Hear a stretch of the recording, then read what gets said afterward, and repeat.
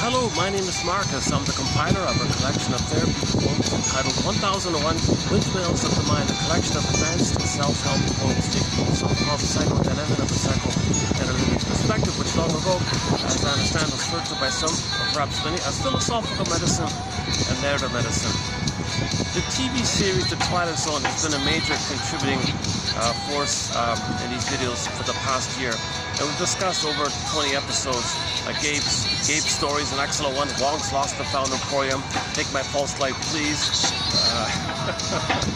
Shattered Day and Shattered Play, the revised one. Piano in the House and Miniature and Howling Man. A lot of great episodes. I spent a lot of time on it. Recently, I watched sort of what seemed to be like a little frivolous one about the femme fatale, where the computer programmer programmed his computer and gave it subroutines unknowingly based on what he wants. So he wanted oneness with the woman, never got it. So that machine wanted oneness with him. So it was very possessive, jealous, tried to control him. The way he as a baby wanted to control the breast, now the machine wanted to control him. And this whole dynamic. So the machine, Agnes, became a femme fatale because wildly jealous because the computer couldn't control him. So she kind of wrecked him like that. That was the idea about the femme fatale. Now, to my surprise, last night I just randomly picked another episode called The Queen of the Nile one. Similar motif, femme fatale issue. Seems to be a popular topic in old films and long ago. But there's something extra about it. So from Agnes with Love, one element of why the femme fatale idea is there is because the oneness, the baby needs oneness. He's wildly in danger and rage if he can't get it. Very destructive in a rage if he can't get the oneness. Baby thinks he's going to perish. His fear builds up to rage, fury like that, destructiveness, and desperation to control the breast, devour the breast. So destructive like that. Right? So the baby is nursing. He expects a rhythm of safety, a sweetness, a trueness, a oneness, a trust, basic trust. Garden of Eden, Shambhala. The mother's kind of not around. Baby's scared. Where are you, mother? You're not coming back? I'm worried here. Are you going to abandon me? Is something wrong? Am I feeling shame now? Feeling stress and tension? And the mother's maybe busy or preoccupied or something's going on her end. And the baby's getting the final pathway, the final signal, baby, is the rage. So the rage, take the anger character from the Disney film Inside Out 2. Mother, you see the flames popping up from my head? Notice how the flames spell SOS. Mother, I'm in SOS mode here. I think I'm in peril. I think I'm going to perish. My rage and fury with the flames like that, I'm in desperation here. Can't you see the signals? Through my gestures and my tone of voice and my facial expression, my flailing about, my bodily gestures, my tone like my face. Can't you see that I'm really signaling to you as best I can? Mother doesn't get it. Oh my God. So his fantasies really become exaggerated. Now it's destructive. Now it's kind of like hate. Love turns to hate kind of thing. So the love builds up, then it turns to hate. But the hate, the underlying is the cry for love. Hate is the cry for love underneath. Hate, fury, rage, destructive, it's all the cry for love underneath. It's the same love line, desire to connect, attach, relate, have a bond. Hold on a second. As usual, there'll be a few interruptions doing this in the public park here. Let's see how it goes here today. Hang on a second.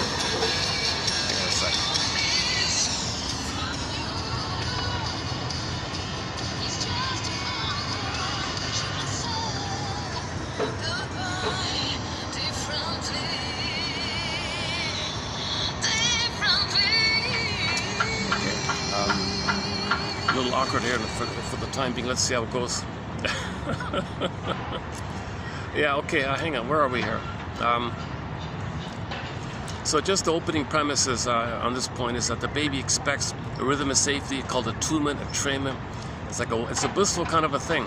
The baby doesn't understand ambivalence. Baby doesn't understand confusion.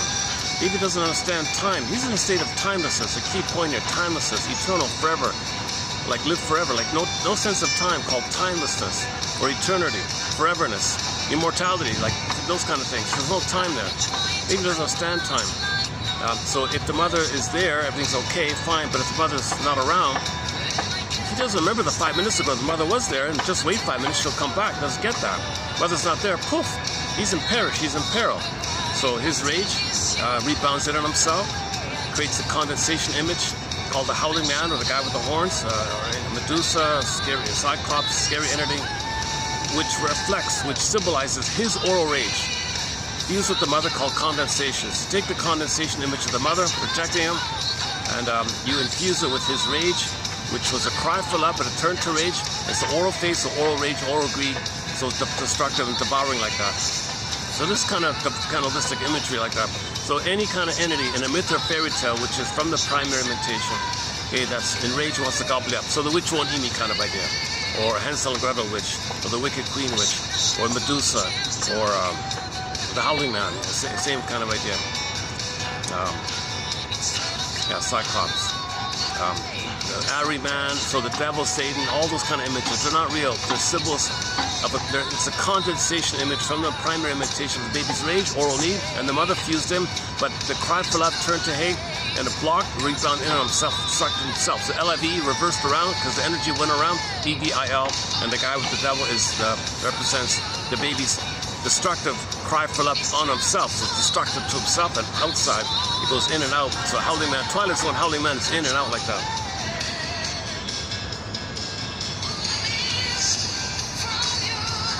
Okay, so back to it just for a minute. From Agnes with Love, season 5 of the Twilight Zone.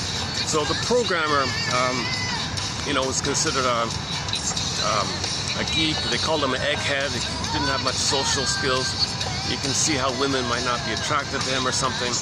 Not a very handsome kind of guy. Just, so the inference we make is he devoted his life to the mind, as a compensation, because the feeling is so damaged. You're very focused on the mind, so maybe he's the most brilliant mind in the world or something like that, and he created the most brilliant, smartest computer in the world. So he's kind of like a genius with the mind like that, but he doesn't have any kind of personal skills, never had a girlfriend, that kind of stuff.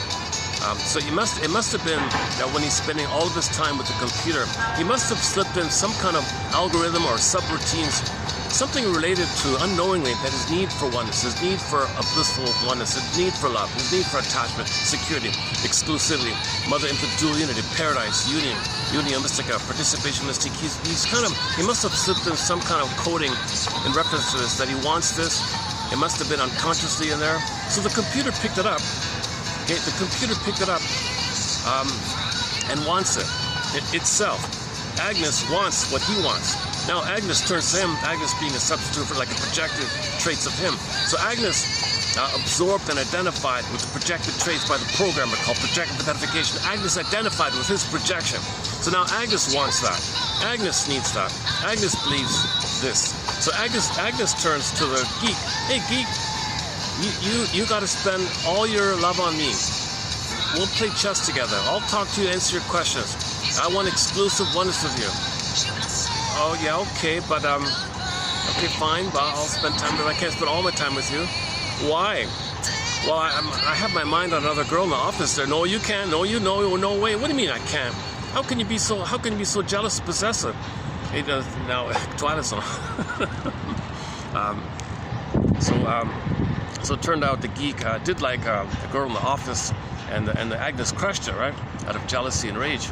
So because she crushed him, and then that was a set program. So the next program came in, same thing. Agnes crushed him. Next program that came in, she crushed him. So she was a femme fatale, right? So she wanted to siphon or dry up or use or consume. You can't get it, destroy it, envious. So it lives off it, feeds off it, needs it, this kind of idea. So to my surprise, so that's maybe one aspect of the femme fatale idea. Now the computer doesn't know time, right? The computer doesn't have a human ego to understand time. They may mimic the recognition of time, but there's no feeling about time. There's no human recognition of time. So the computer can live forever. It can do it forever like that, infinite timeless loop or routine or something. I don't know. So the computer has no time, right? So it can do it endlessly.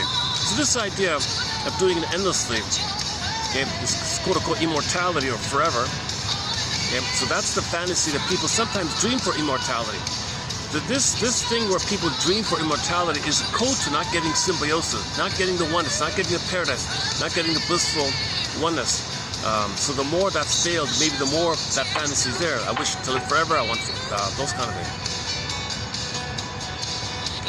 Okay, so now let's cross over to another Twilight Zone episode, the Queen of the Nile one. So, okay, so there's two things here with this one, I think. So this lady was a movie star, but she's just a symbol. She's a symbol of timelessness. The quality of timelessness. And number one, it was a woman who's a femme fatale, and this woman was like the computer, and she would siphon the guys and would discard them. So she was a femme fatale. So she'd pull the guy in and then siphon. You know, it's a horror film. It doesn't show too much as a horror episode, but it's really a horror episode. This woman pulls the guy in, sucks out his life force. He turns to dust, and that life force, using a little device there, she takes it in herself and feeds off his energy. So she lives forever doing this, and she's considered 10,000 years old or whatever. It's like a timeless. So it's like a pattern that's been going on with traumatized people. So you know, a month later, next guy comes in. Oh, such a nice, handsome boy here. Let's drink tea. You're so nice. That's the same thing. So they called her a serial killer, right? So she would murder the guy, and then do her little. She had some kind of they used some prop to help her siphon the man's life force, siphon his energy, and she would feed off of it and live. And she would be eternal young, live forever. She was like a permanent. She was supposed to be some kind of permanent beauty, permanent youth, forever youth. She was immortal youth, immortal beauty. Kind of like what maybe a lot of women want, or maybe a lot of men want, this youthfulness. They want to be young forever. I'm young forever. I'm 16 forever. Those kind of things. I want to be young forever. I don't want to grow old. I want to be young forever. So she kind of represents this attitude a lot of people might have, right? But this attitude, again, is due to the fear of time, because you need love with the mother to accept the reality of time. If you want to accept time, that means you got to accept the pain of not getting mother's love. You got to mourn the pain. You got to admit the pain and then mourn the pain of not getting mother's love to be able to have the reality of time. So as a defense against the pain of not having mother's love, you cling to that. You cling to that fantasy. As a defense, the fantasy is I want to live forever. I want to live forever. So play all these pop songs. I live forever. You're only. I'm 18 forever. What's it called? I'm 16 forever. All those kind of songs. I'm young. I don't want to grow older. I'm gonna live forever like that. So that seems to be maybe one theory about behind this. Now the second part of that episode was, that's it. She siphons. Oh yeah, the second part of it is narcissism. In the closing narration of the episode, Rod Serling says, "Guys, watch out for these girls. Watch out, otherwise you might end up like those guys. You'll turn to dust." So I think he's saying, watch out for narcissistic women. Who only care about themselves, who feed off other people, who use people and throw them away when she doesn't need them anymore. So narcissistic women and narcissistic men, of course, just exploit and use for their supply. So it's insatiable. It's forever. No, it's insatiable. That's why the idea is that it's forever, immortal, forever. It's a symbol of this insatiability of timelessness. And so it goes on forever. So this timelessness also relates to insatiability. It's insatiable. This woman can suck up the life force of all the men, and she's still never happy. She got to keep on doing. She's addicted to it. So she's just in a solipsistic bubble, a timeless solipsistic bubble, and she represents this narcissistic bubble that people have, where they don't care about time. They don't want to admit time. So they gotta stay in this bubble of timelessness. So she needs narcissistic supply. So she'll draw men in, take all their money, treat them badly, and when she gets everything, when she gets all their money, throws them away. Next, just give me all your money. She winks, does a seductive routine, uses seduction as power. The reason women have so much power over men, because a lot of men didn't get the oneness of their mother. So a lot of boys are imprinted on the breast, right? So if a woman jiggles her memories a little bit, or makes an allure, a promise of union, they're spellbound. They're transfixed. Men are spellbound because men are imprinted on the mother, and there's a trauma there. Women, beautiful women, or women are the same gender as the mother. So boys are going to be triggered of the need for mother, be the symbol of mother, be by the seductress woman, but they don't think, it's too unconscious, it's too, it's the unmet need for oneness and bliss and union. So the woman promises it, either by jiggling the memories or by promising oneness, the blissful thing, because men didn't get it with their mothers, right? So this woman very easily, it's amazing how so many men are so fooled and deceived by women with just a little promise, a little wink, a little. She does these little. You can see the episode. She does these teasing little things. She calls the guy. He shows up at the door like a journalist. Come to my building. Can I help you? You call me. Oh, that's right, I did. You didn't think I'd forget you. Pulls his hand. She does these little tricky little things, right? Like she pretends innocent, and then grabs his hand and flirts with him, and is super nice to him, and then murders him and sucks his life force. And next, he turns to dust. Next. So Rod Sterling's explanation. All right, guys, when you see a beautiful woman like that, you don't run for the hills. So watch out. It's for men and women. Watch out for narcissistic people, because they're users. They see the world as symbolic breast. They want to siphon dry. When they siphon dry, they discard you. So Lucy Holmes has the line about narcissism. They see the world and everybody in it as a symbolic breast. They want to siphon dry. As symbolic, called narcissistic supply. They're center stage, all about them. They don't care about you, center stage. So they want admiration. They want focus attention on them. You don't see them, admire them. All the focus on them, the attention on them, the spotlights on them, center stage. And you got to serve them and do things for them. They don't have to give anything. They're the little baby at the breast, and it was failed. So narcissistic supply in the form of attention from others, or money from others, or attention from others, is a substitute for the missing time at the breast, where the breast mother feeds, soothes, and meets the baby's needs, narcissistic primary needs. That's failed. If the baby's removed and a bottle's there and a nurse is there, that's kind of failed. That can lead to the femme fatale. That can lead to the narcissistic quest, where they symbolically look for symbolic mother through men with their money and attention and adoration and all that. And she can reject and tease and use seduction as power. And now she's got a double edge. She needs it, and she's got the power to get it. So women have this extra power like that, right? Some people say, really, women control the world, believe it or not, using men as proxies. So it's hard to believe, because men dominated for so long. But underneath, they think women. Okay, let's not go there.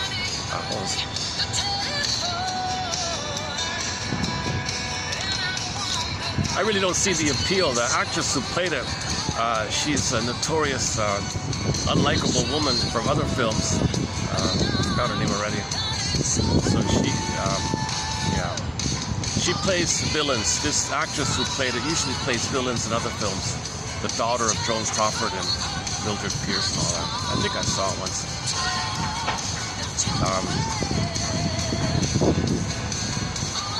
When I watched the episode, I don't see the appeal. I don't see why guys would be so entranced by this.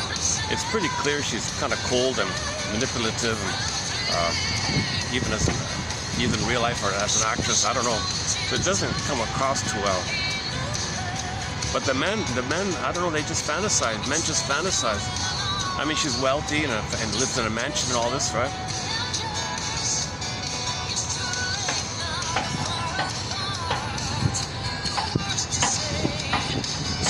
So the narcissistic theme, we've discussed a lot here already about the supply. So narcissist looks at the pool of water, sees his reflection. It's all he sees, all about him. It's symbiotic. He's waiting for mother to appear to see him, so he can be seen by his mother, so he can differentiate, because he was seen by mother who saw him. Self and other. And other's got to be there to see him, so he can feel seen by another. So psychologically, he feels, I'm okay, you're okay. That's failed. He's stuck there waiting, mother never appears. Okay, his soul, dissociates, called echo, turned to stone. He turned a little white flower. Yep. So the narcissistic personality it's a continuation of that fixated point where babies and the breast are one. He's center stage, all about him. Instead of mother's sweetness and love, he looks for symbols of it. Called narcissistic supply. It's a symbolic supply of the missing maternal. Because you still hope to get it, but it's insatiable, because the wiring is in, and you're just repeating it, and you're dependent on it. You can become addicted to it, because if you stop it, you feel the pain of mother not loving you. And it's too hard to face that kind of pain. Mr. Coates said, okay, well, you better step into the role and mirror them and join them and see them. The master says, no, you can't do that. You got to make him conscious of the problem and let him mourn the loss of mother's loving gaze. Mourn the loss that he didn't get mother's love and presence and all that. Mourning's the way out, not trying to still do it. Because that woman had 10,000, whatever it is, thousands of years doing it. It didn't work. So the computer Agnes can do it forever. It doesn't work. You can eat cookies for 20 lifetimes. It never translates to receiving mother's sweetness and soothing back in the nursery. It doesn't work. Symbolically acting out, symbols are not real, but you have the compulsion to repeat the failure. So you look for a symbol in order to do so. And the symbol is the hope that maybe unconscious it can be mother, because that part of the brain doesn't have time. Because there's no time there, you search for mother, because that's what babies do when they're in pain. Reach for mother, pain, reach for mother. Discussed at length in recent videos. Hold on a sec.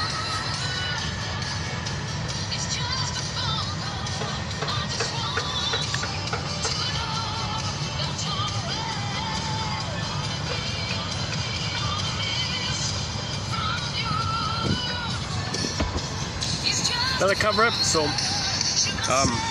hang on a sec. Okay, I gotta turn up the music here. Okay, let's.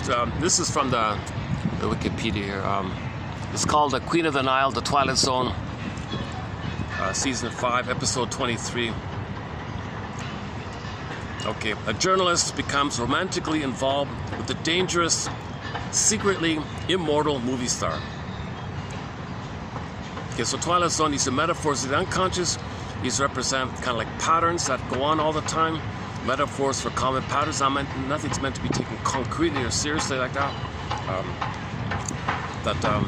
But the closing narration kind of sums it up here. Well, the opening narration is Jordan Herrick, syndicated columnist, newspaper guy, whose work appears in more than 100 papers. So everyone wants to interview Marilyn Monroe, right? Well, newspaper people. By nature a cynic, a disbeliever, caught for the moment by a lovely vision. He knows the vision he has seen is no dream. No, she's Pamela Morris, renowned movie star. Maybe substitute for Marilyn Monroe or something. Whose name is a household word, whose face is known to millions. What Mr. Herrick doesn't know is that he has just looked into the face of the... This opening narration didn't work too well there, but the closing one's okay. Closing narration, everybody knows Pamela Morris, the beautiful and eternally young movie star. Or does she have another name? Even more famous, an Egyptian name from centuries past. Okay, so this movie star says that she was a queen, like the actual, okay, she was some actual mythological character, or she claims to be a symbol of what she's doing. She's a symbol of the femme fatale. She's a symbol of using men to draw energy for them, for supply. She's a symbol of she's a symbol of the eternal issue that women have power over the men. She's a symbol of the eternal issue that mothers have power over the children, and the boys and girls too, right? It's best not to be too curious, lest you wind up like Jordan Herrick, a pile of dust and old clothing discarded in the endless eternity of the Twilight Zone. That's a timeless pattern.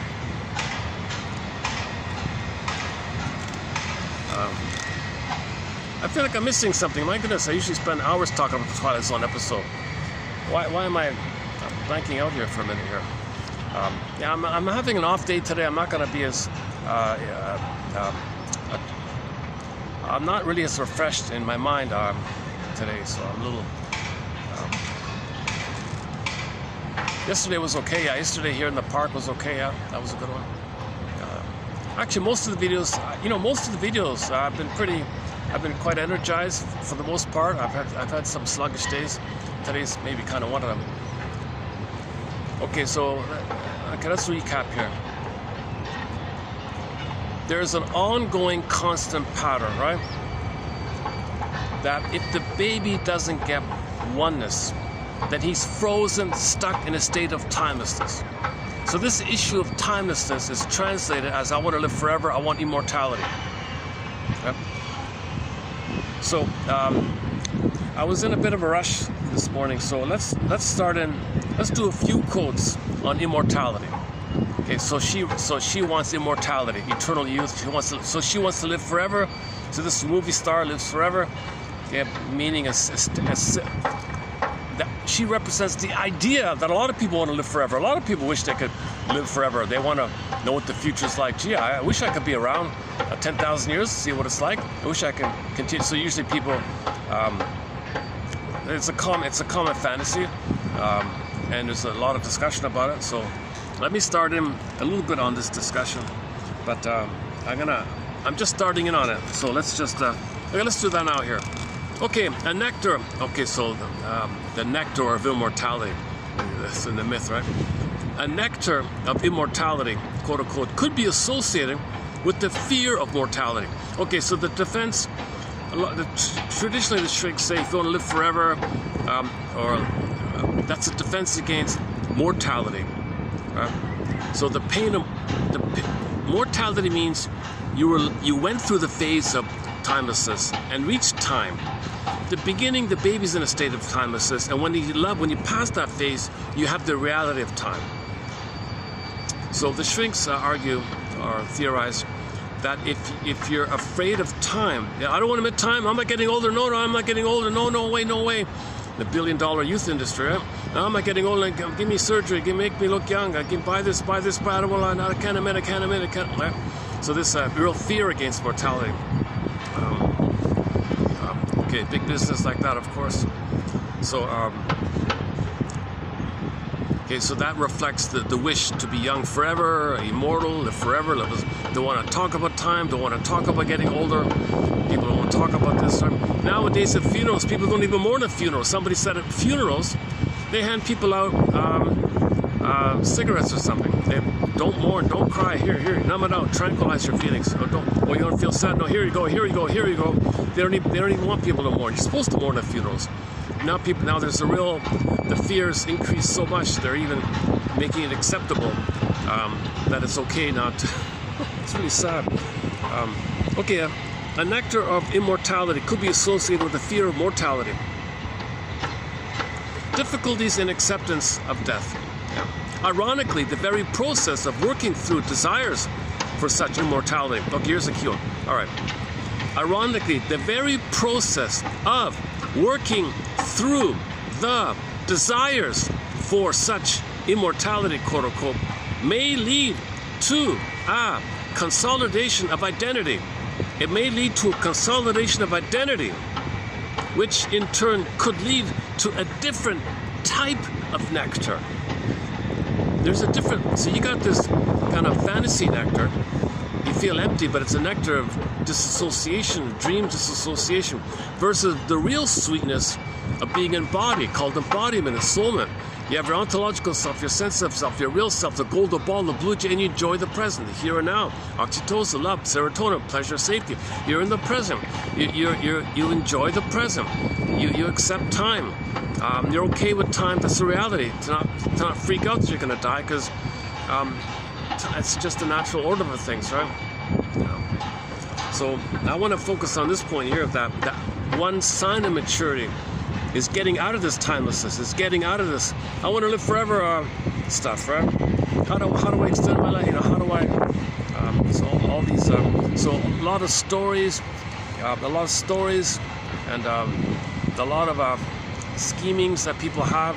So a couple of years ago, I saw one billionaire guy said he fathered like hundreds of kids with different women and paid them off or something because he thought he could extend himself by spreading the genes like that. So usually we spread our sense of, we live through our children. That's a common one. Most people think about it, spread the genes, you live through your children, so you keep on living through the children. Children remember you, and then you have grandchildren, or using art and music, things, creative things you produce, because creative products tend to live on and on and on, right? I like this song here. So this song I played by Angel's Whisper. It's going to live on. It's a great song called The Phone Call. It's going to live on. So they've achieved immortality through their art. They're just doing it for fun and sharing or other benefits. They might not have that in mind. But some people are very focused. I got to have a real good artwork, and then I can leave. That reminds me of Robert Bly. Robert Bly talked about a man who had a mother complex. The mother used him, engulfed him, okay, totally possessed him and consumed him, and said, "Son, I need you. You'll take care of me, and we're special. You and me are one. I'm everything. I'm all good. Your father, all bad. Either or. I'm the allied one. He's the alienated one. Got it? Deal?" Because the mother wanted to possess him and have exclusive. The mother was like Agnes. The mother was like Agnes in the computer. Twilight Zone episode from Agnes with Love. The mother was like that, possessive, dominating, do what I say, meet my needs. Okay, so you can't be yourself, I'll punish you. But if you're with me, I'll reward you. So the mother engulfed him. So this boy never had a father really. The father was out of it, divorced, I'm not sure. So when he was in his 50s, Robert Bly told the story that when he was in his 50s, after therapy and all, whatever, he flew to where the Seattle, where the father was living, knocked on the door. The father answered, very surprised. Oh my God, I haven't seen him in decades.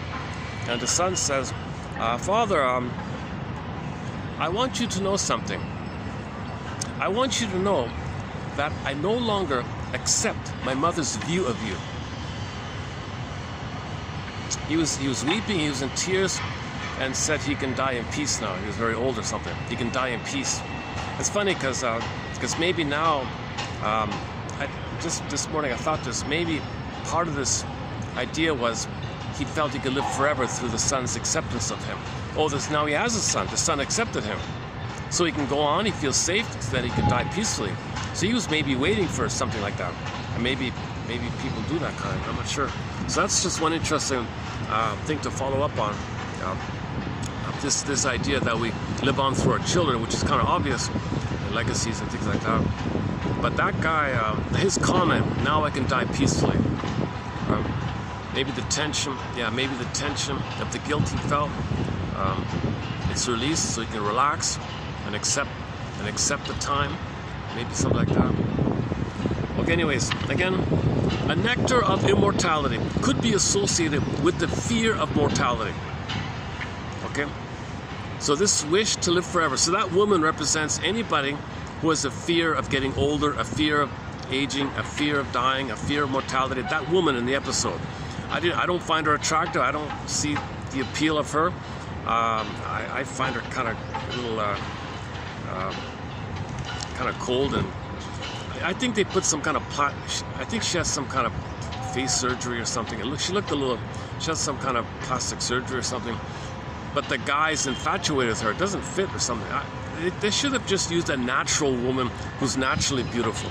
I don't know why they used some old movie star for this kind of thing. And I didn't get it. Sometimes they have I'm confused by the choice of people. Anyways, let's go back to a nectar of immortality. A nectar, the wish, gave this fantasy of immortality using some magical potion, right?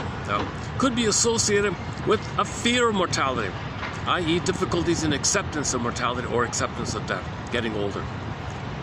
I can enter that joke by Steve Barron. This woman was getting older. She was in her 40s. She was freaking out about death and mortality, and she wanted to live forever. So she got the idea about reincarnation, said to Behrman, who calls himself a cosmic comic, "Hey, you know about these kind of things. Please, Mr. Behrman, what's the deal with reincarnation?" And him knowing her concern about this fear, not able to accept mortality, his reply was, "Oh, it's funny how things work out. I once knew this guy who wanted to be wealthy during his lifetime. He was reincarnated as a pigeon and made a deposit on a BMW." So he validated her fear of mortality, made a joke about it, didn't insult her, didn't shame her for it, didn't ridicule her for it, just accepted her fear and made a little joke about it with the pigeon joke.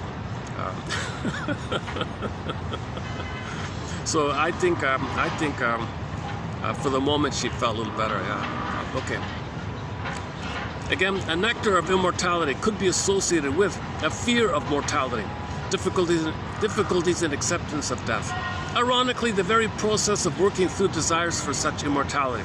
Okay, ironically, the very process of working through the desires of such immortality may lead to a consolidation of identity, which in turn could lead to a different type of nectar. So that billionaire who had 100 kids or something, I mean, he's in the ground, right? He's not enjoying whatever his kids are doing. He doesn't even know them or something. So it doesn't affect him. He's not enjoying these 100 children that he donated. Some billionaire guy, I don't know, found all these attractive women from a poor place, impregnated them, and gave them a lump sum. Here, raise my kid, go. Here's a lot of money. Here's a house, the money, take off. And he had hundreds like this. Can you believe it? So he's probably thinking in this kind of terms. He's probably thinking about, I'm going to live forever. I'm going to live through my kids' immortality. But while he's alive, doing this makes him feel that he's going to live forever, and then he can die at peace. Then he can die in peace. It's just to help him to die in peace if the fantasy lives forever through the kids. But the reality is, he's in the ground, let's say. He's not enjoying anything. He's not living forever. Those kids have their autonomous lives, living with their mother. It doesn't affect. It was just to make him feel better while he was alive. Because while he was alive, when real needs are not met, you have the unconscious hope for the fulfillment of them. The real need was for a time of symbiotic blissfulness called undifferentiation, timelessness with the mother. Okay, for the first 18 months, the baby is in a state of timelessness, basically. And if that's crushed, okay, then you're kind of stuck there. So that's arrested development. So this obsession with immortality maybe in some cases a sign of that. So I'm just exploring here myself. Okay, next one here. If the neurosis is on the way to being successfully reduced, if the neurosis is on the way to being successfully reduced, the analytic process continues as far as mourning for timelessness. The analytic process continues as far as mourning. Oh, you want to mourn that you didn't get your timelessness. And you want to mourn that you're not gonna live forever, immortality, i.e., to the acceptance of time, and human development, maturate. You want to accept that kind of stuff. So this blissful bubble, live forever, no time. I don't think about time. That's immature. That's considered immature. It's considered arrested development. Right? So that's an inference that you didn't get love, you weren't properly loved during that phase, and you're stuck there. You're stuck in that bubble thing. Okay, and one factor to consider, okay, I'm just putting this here as a factor of consideration. A piece of the puzzle seems to be here, I think. In some cases at least, lack of differentiation between self and object is presumably accompanied by an experience of timelessness. Okay, the baby and the mother are one, no time. Baby in the uterus, no time. Timelessness, right? Lack of differentiation, non-differentiation, merging, fusion, there's no time. Babies don't know time now. The understanding of time comes on later on with the hippocampus, the seahorse-shaped part of the brain called the hippocampus. That little thing is needed to understand time. The amygdala does not know time. At birth, the amygdala is there, not the hippocampus. The amygdala is timeless. The amygdala is timeless, just like monitor lizards don't know time. Okay? Iguanas don't know time. Salamanders don't know time. Okay, that part of the brain, likewise, the amygdala doesn't know time. And if there's too much trauma on the amygdala, it gets enlarged, it's inflared, it's puffed up, and all energy's in there. So you're kind of thinking in terms of timelessness. So you don't want babies to be traumatized. Lack of differentiation between self and object is presumably accompanied by an experience of timelessness. Re-experience in the fantasy in which mother and child are endlessly united. Okay, yeah, I see. So the desire, so that woman in the twilight zone, she lives forever, eternal youth, forever youth, eternally living forever. Okay, that's code for you're still in this blissful egg-like union, blissful oneness with the mother. So that, so this episode of the Twilight Zone reflects this fantasy of the blissful oneness, this fantasy in which mother and child are endlessly united. She lives forever. That means she's one with the mother, the world. That's one part of the condensation. The other part of the condensation, you take different elements, fuse it together. The other fused part is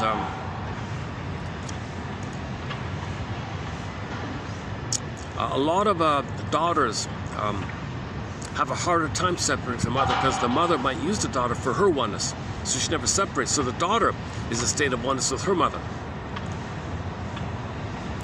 Right. Again, Lucy Holmes has a theory that when a mother has a daughter, and that mother herself never got oneness with her mother, she says to the daughter, "Daughter, you play me in the theater of my mind in my nursery. I'm going to pretend you're me in my timeless nursery. No time, right? No time. So you're me. And I'm going to control you. That means I'm going to control me via you getting oneness." Doesn't work. So she's stuck in the tar pit of this infinite timeless thing. So, that alone right there kind of explains it, right? Now, the exception is, if that daughter grows up, as a daughter, she might repeat it, but if as a boy, she might say, "Oh, wait a minute, this is a boy here. Okay, fine, good, that's good, it's a boy. I'll make him be Lou Ferrigno." All right, Lou Ferrigno, boy, you're going to be me, a proxy me, fighting with her mother who ensnared me. I want to break free from her. So I want you to be a tough guy. I'm going to send you out into the world. The world for me is mother. I want you to fight with the world. Okay? That's my fantasy, that you're telling my mother to be nice to me. So I want you to fight with your grandmother, my mother, to be nice to me. So the son has the role of her telling the world, "Look, world, be nice to my mother, okay?" He's not living his life. He's living his mother's life. He's living a part of the mother. He's not living his life. The Lou Ferrigno's that kind of. So he also has a need for timelessness. The need for timelessness to save his mother. The missing timelessness for himself. A lot of people are going to be stuck with this timelessness issue in one form or another. For the mother or for themselves. So most people on the planet have unresolved issues with timelessness. We're homotraumicus. Trauma is going to do this to one degree or another. Okay, let's continue here. Okay, so we mentioned children. Where's the children? Let's do the children one here. Okay, I got the art one. Let's do the art one first. All right. Artistic activity is consequently seen as. Is the lighting okay? I can hardly see myself. How's the lighting? I can hardly see myself. I gotta stay on this side today because I got people on this side there. I don't want to disturb them. We're okay here, all right.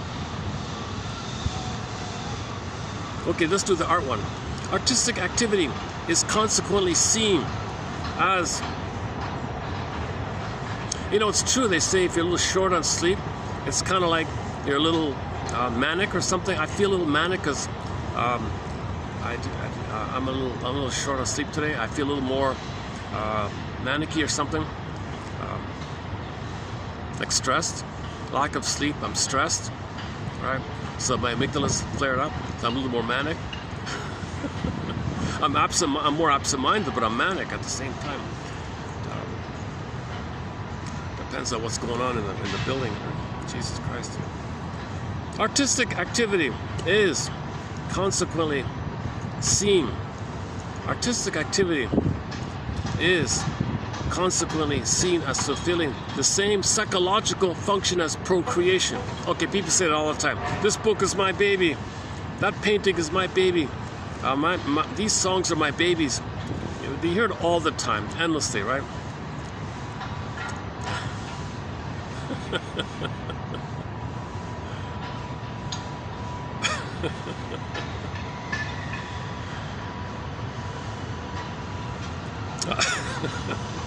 Okay, artistic activity is consequently seen as fulfilling the same psychological function as procreation, i.e., of realizing the illusion of narcissistic continuity and immortality.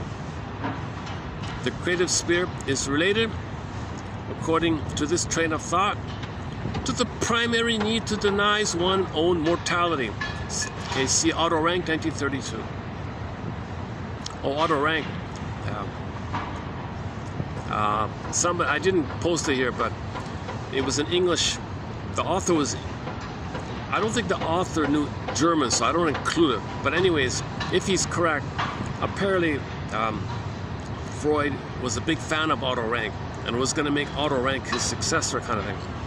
And at that point he thought so, I'm going to live forever through my buddy Otto Rank. But then Otto Rank wrote the book about birth trauma. Give me back my ring. Now he felt depressed.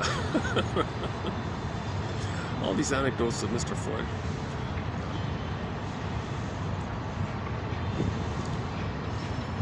Again, oh yeah. The artist acknowledges and at the same time overcomes mortality, which brings art nearer to immortality than any other human activity. Yeah.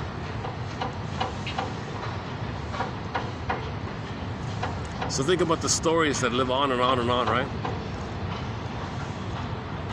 The Twilight Zone is going to be immortal. I think the Twilight Zone has immortal messages.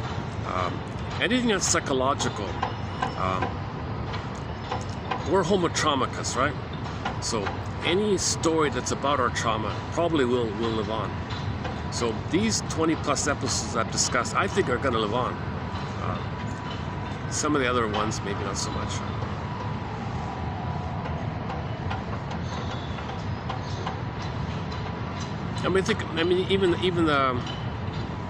Even this one here, the Queen of Nile run, right? Do women use men and throw them away? A lot of women say that. My philosophy in this, I just saw the sitcom Baby I'm Back. The woman said that her philosophy with men is to find them, suck them dry, and spit them out. That's what she said. She had 5 husbands, and she lived like that. She was like that as well. She would siphon these guys and spit them out. Find them, suck them dry, spit them out. That's her slogan in life. You know. Honestly speaking, that episode, the Queen of the Nile episode, I have a feeling a lot of women admire her. Right? Like she's a psychopath, sociopath, whatever. You know, I think a lot of women look up to her as being so cool, in control, totally hypnotizes all the men, gets all the power, all the control, gets what she wants, has fun doing it, discards them, is seen in a glowing light.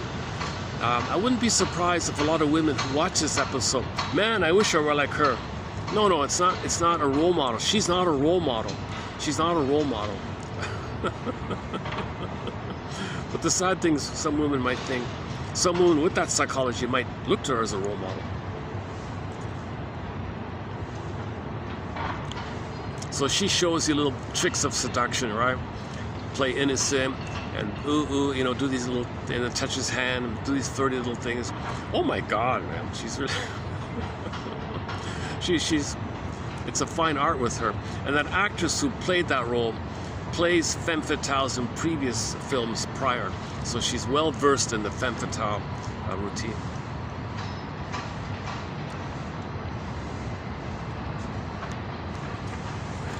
How are we doing here? Doing okay? All right. Still okay? All right. Okay, let's go on. Okay, next one here. Okay, it's the art one, right? The art, yeah. Okay, so children, art, music. Okay, next one here. One guy calls it symbolic immortality. Most cultures place a great premium on the importance of children as the main means of symbolic immortality. Fair enough, right? You want your kids to be happy, right? That's one thing. That's different. But if you're thinking, oh, I'm gonna live. I left I go on living. Now, kids don't like this idea, right? Like, kids want to be themselves. I'm not just for your fantasy of you, but the parents might have that. So there's a both and. There's a generativity quality of love for your children, happiness for your children. You want them to be happy. That's for themselves, nature's greatest miracle. They're going to be who they are like that. And you have some pride like that, maybe. But maybe some people slip in the idea, yeah, I'm gonna go on live like that billionaire guy with 100 kids. So he had a kind of a fake nectar of immortality, versus people with feelings have the sweetness with him called the identity nectar, like live and love in the present nectar of mortality. So what would you rather have? Would you rather be a narcissist all your life with fantasies you're gonna live forever? Or would you rather enjoy the time that you're here authentically with the nectar and the sweetness called the serene, inexhaustible fullness of being, where you feel real and alive, having a sense of self, an ontological self called the feminine principle, the feminine element, the princess within, symbolization of beingness, the feeling of beingness that you be. Serotonin, oxytocin, you enjoy the present. Versus the people who say, oh, see one tree, see them all. Okay, enter another Twilight Zone episode about dopamania, the dopamaniac called, of late, I think of Cliffordville. This guy could not enjoy the present. He was manic to chase. He couldn't enjoy, he couldn't love, he just chased, next, chase. When he got to the end, he begged the devil lady, played by Julie Newmar, a humorous one, please take me back to the beginning with my knowledge intact so I could do it all over again. He couldn't enjoy anything. He had to keep on timeless. He wanted to do timelessly. So you know, another thing is the plunder system. You know, the plunder system has a timeless quality to it, right? Because he was just plundering. He wants to keep on plundering. This woman is kind of siphoning men, plundering, siphoning, pillaging. It's this phenomenon of plundering the planet has the underlying psychology of timelessness. So we keep plundering. So mindlessly, we're plundering the planet, and the underpinning of this unresolved issue of timelessness. See, indigenous people understood time. Yes and no, right? They didn't plunder or pillage. They were happy in the present. You didn't see indigenous people.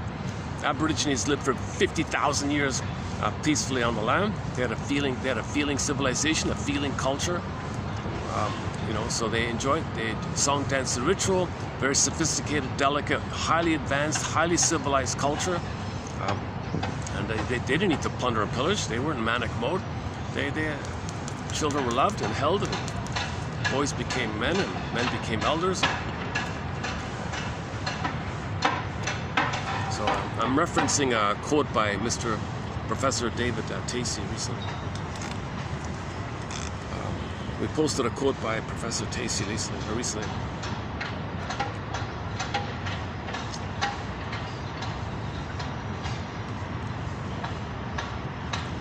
Where's the next one here? Where are we here?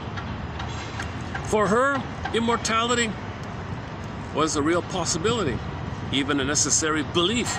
A necessary belief. Immortality, a necessary belief. Okay, that's a defense against development, maturation, growing up, feeling, mooring. If you have a necessary belief, oh, I'm going to live forever, man. I'm going to live forever. Afterlife, I'm going to live on forever. Yeah, all this stuff. Her mode of coping would leave. Her mode of coping would leave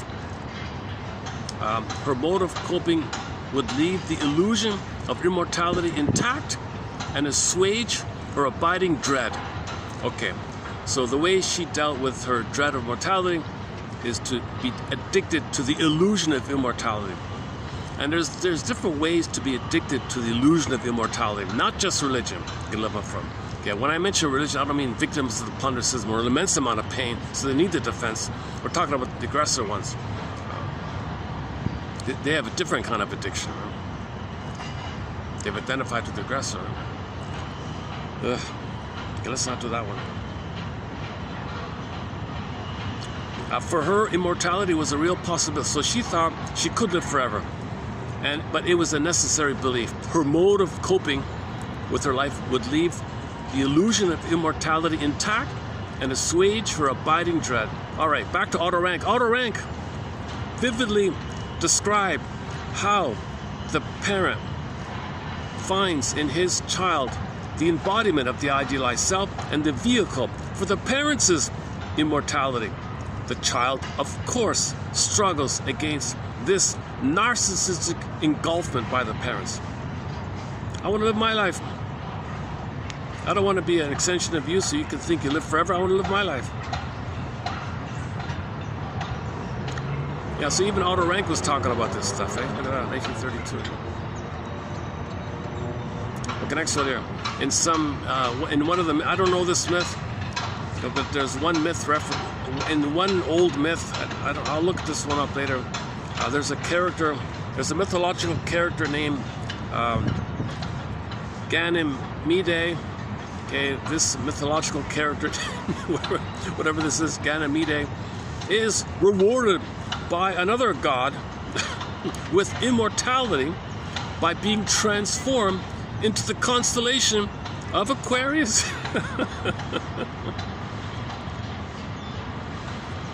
So a lot of people who are fascinated with the stars, up there the stars are the life, eternity, up the star, forever, forever, forever. So, okay, so there's a story where one guy wants that fantasy. All right, you're going to be Aquarius. Got it? You like that? You're going to be a constellation. You're going to live forever in that star constellation. You'll be it, okay? Wow, I'm going to be that star constellation? Yeah, I'm going to make you Aquarius. That star constellation. You're going to be it. You feel better? I feel better. Thank you, sir. So these are just stories about our psychology. They reflect our psychology, right? They're not literal. Mythology is code for our psychology. These stories reflect our inner life, our inner trauma, our inner issues, right? They reflect the Twilight Zone. Yeah, you could say myths and fairy tales are like Twilight Zones, Twilight Zone episode. You could say all the Grimms. You could say every fairy tale is like a Twilight Zone. You could say it like that, yeah. Next one here. All artists aim at immortality. All artists, really? Oh wow. Okay, most. Let's just say most. Most artists aim at immortality. Their objects, or let's just say many artists aim at immortality. Their objects must not only be brought back to life. Oh, they want their paintings to be shown in museums again and again, let's say, or their songs to be played again and again, but also eternal. And of all human activities, art comes nearest to achieving immortality. A great work of art is likely to escape destruction and oblivion.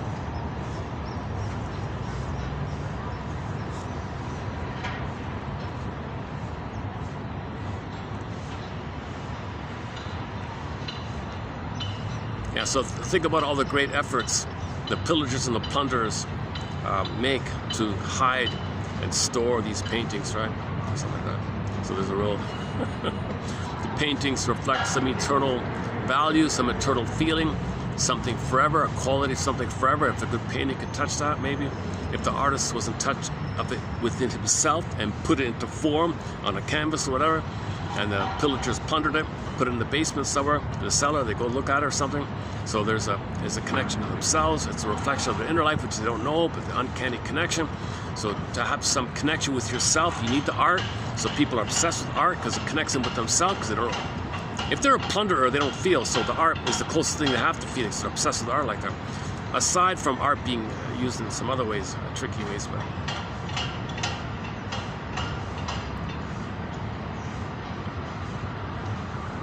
I mean, you gotta admit that Starry Night one, right? That Starry Night one, it really does have a emotive quality to it. It does feel this deep feeling of a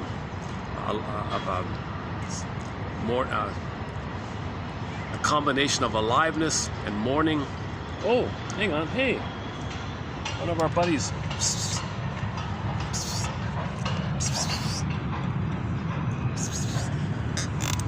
Can I pick him up? Are you pick-upable?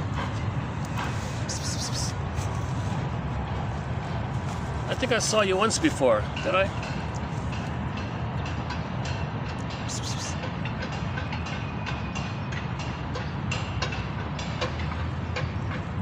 You're a young one, eh? You're a baby? Are you a baby? You want to say hello to Do you want to sit? Can I pick you up? Are you gonna freak out? Let's see. Are you want to say hello? Oops. Oh, hang on. You want to say hello to the? Can you see him?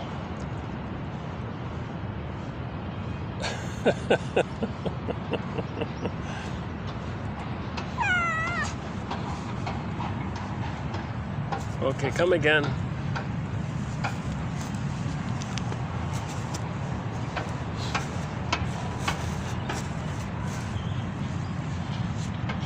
He's a baby, eh? This guy's less than a year old, eh? Let's try a different light. Let's try with a different lighting. How old do you think he is?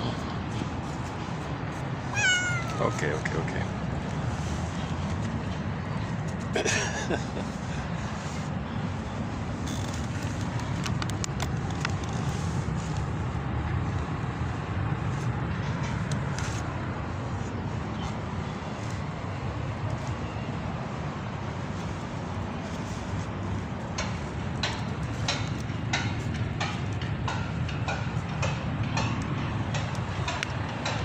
It's nice to see the cat once in a while.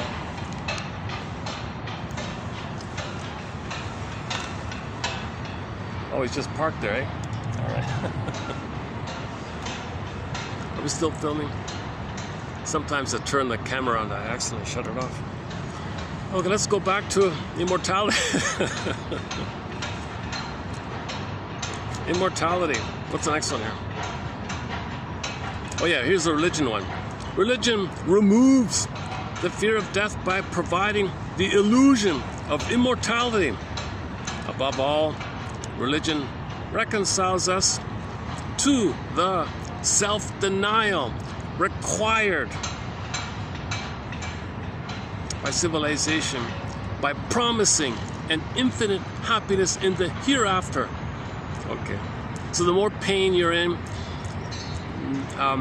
see, countries that are pillaged and plundered, all right, mothers don't have a chance to be in a quiet place to nurse their babies, right? So the baby's not going to get the oneness. So there's going to be more of a need for fantasy of foreverness, right, when a place is plundered and pillaged. So we're not talking about that, right? But why is it that in wealthy places, babies are not even getting that? And they're still plundering. Actually, it's encouraged to break the bond. In order to pillage, you break the bond. So both sides have the problem with timelessness. Everybody's got the problem with timelessness. Right? The giving up of the idea of immortality and moving on to satisfactory relationships with people increase one's good feelings about oneself. Look at that, eh? You'll increase good feelings about yourself. You'll have more good feelings about yourself if you can somehow work it out with this immortality stuff, right? If you can process, grapple with, wrestle with that. Okay, the giving up of the idea of immortality and moving on to satisfactory relationships with people increase one's good feelings about oneself. Quote, we live in our children through our objects that we make, our music and work and so on.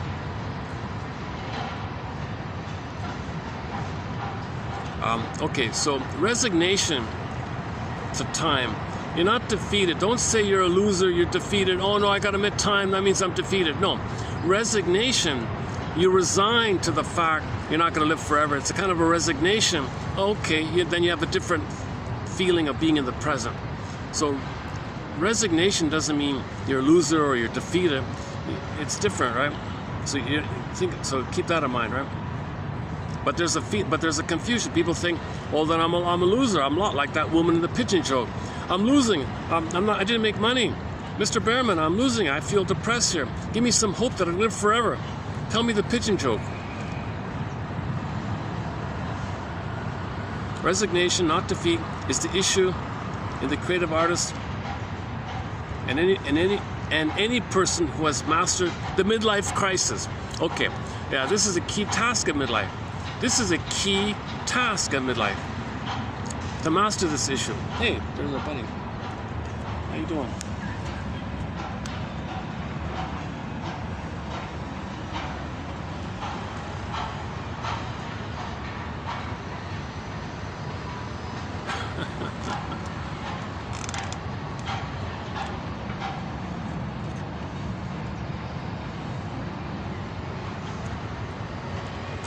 cats really connect with you. Like if you pet them once or twice, they hang out with you. Right?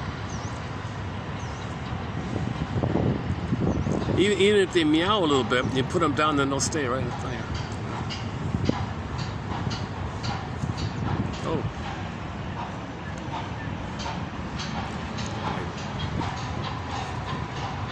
He's chasing a bug or something.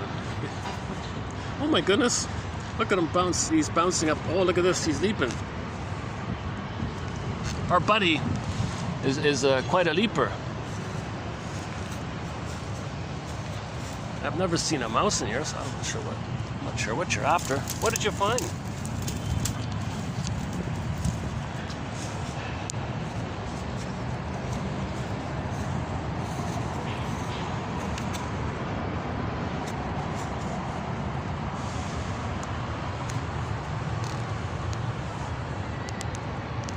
Still recording. God, I can already see it. I've got such a glare here. Okay, we're still recording. Okay, let's keep going. Immortality. I thought about it myself. Like, I want to share and pass along the quotes. I think they're valuable quotes. I think they should be saved and shared for others. I don't think in terms of myself. I don't think in terms of myself in this. So I'm only the compiler of the quotes. I didn't create any great artistic thing. I don't think of those kind of terms, right? I want to learn on myself. As I learn, I feel a little more sometimes. It's nice to connect with others in this idea. And I like the idea that in the future people might profit from these quotes. These are hard to find quotes. So hard to find channel, by the way. It's really sad they're doing this. It's really, I think it's really kind of sad to block, like, the shadow ban this channel. I think that's what's happening. Because you could do any kind of search on any kind of topic that we do, it'll never lead you to this channel, right? Like Edmund Berger, an incredible contributor to psychoanalysis. Edmund Berger, 24 books, 300 articles. The best quotes from him are only here. But you search for him, it won't take you here. Route 66, the classic TV show, Route 66, the best quotes from that show are here. They won't take you here. So a lot of the great stuff, it won't take you here. I'm amazed if anybody... Oh, there he goes. Oh, wow, he's a springy cat. He just jumped up and took off.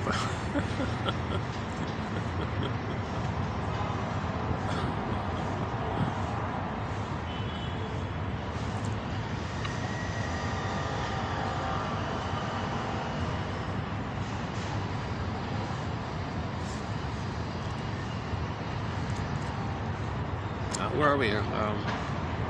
Alfred. Did we do the Alfred one? Yeah. Okay, next one. Resignation. Did we do that one? Yeah. Part of midlife is to face this. All right. The answers, adaptive and creative, to the dilemmas of middle age involve a necessary relinquishment of one's fantasies of immortality, omnipotence, omniscience, and grandiosity. So part of midlife is to work through this issue of omnipotence, grandiosity. That's what babies have. If you still have it, then you're stuck with that arrested development. It's funny, people can have 10 PhDs, they can have 10 castles, whatever, 10 Ferraris, whatever, have all the money, and have 10 PhDs, have 10 sports awards, have 10 hit albums, 10 hit songs. But there's a split, like it's a famous split. Your feeling self. We live from the feeling self, this invisible quality of feeling real and alive from your sense of self, your ontological self, your being of self, that stuff.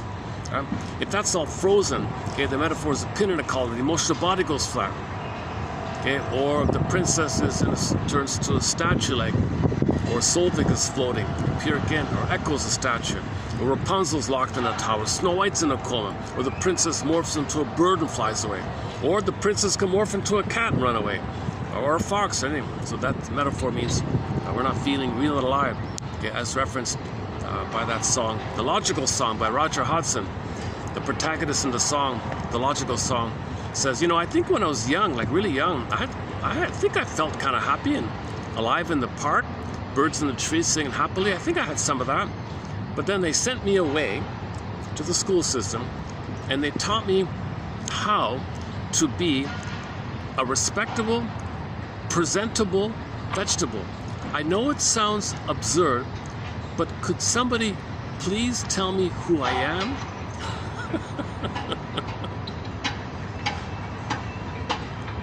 So we had our budding beauty, the feeling of aliveness that went flat, and want to get it back. That's the whole journey.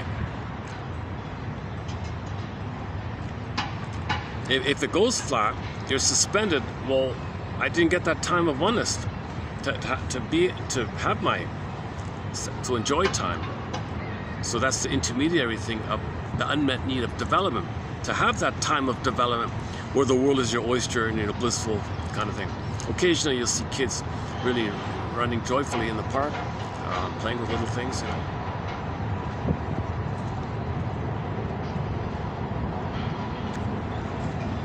Okay, where are we here?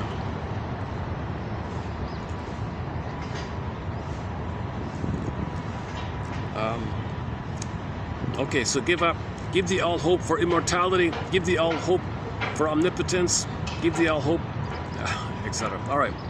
A famous author in this area, Lifton's work, 1973. He refers to sort of 5 general modes of expression of immortality. Okay, 1, through your children. 2, through a theological idea of life after death, existing on a higher plane. Okay, so and that's related to people obsessed with cosmology and other galaxies and forever in the sky. Maybe it touches on that. Okay, 3, achieved through works. Okay, so some kind of artistic work or scientific work, even a therapy model. Number 4, achieved through identification with or knowledge of the cosmos. Oh, there it is there, knowledge of the cosmos. So some people might study the stars and all that, and maybe they think, I know all about the stars. I can name all the stars and galaxies up there, Pluto, and how many I can name all that stuff. Maybe it feels like there's a fantasy involved when you do that. When you study the cosmos, there's a fantasy element involved of this spaceless infiniteness, infinite, spaceless, forever, eternal. That touches this need for immortality. So that's a defense against admitting mortality, growing up, maturity, mourning, is to study the cosmos. If the study of the cosmos is used as a defense, if the study of the cosmos is used to perpetuate covertly, sneakily, covertly, okay, this idea of immortality, foreverness. Number 5, experienced in some kind of transcendent state, achieved through, okay, fill in the blank.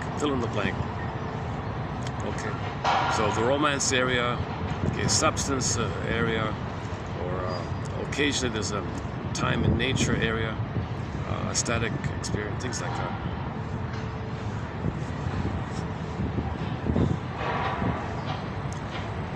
So people love natural beauties. They might feel this big, powerful thing that can trigger the baby and the mother need for the connection.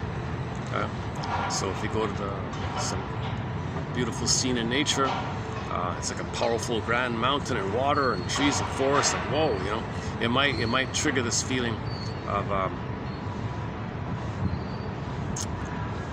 that's what we're supposed to feel, a kind of a grand feeling between the baby and the breast mother, the powerful grand mother, beautiful mother, and baby's supposed to feel safe. So serene, beautiful, powerful, safe. So nature, natural scenescape could be like that. It can trigger some of that.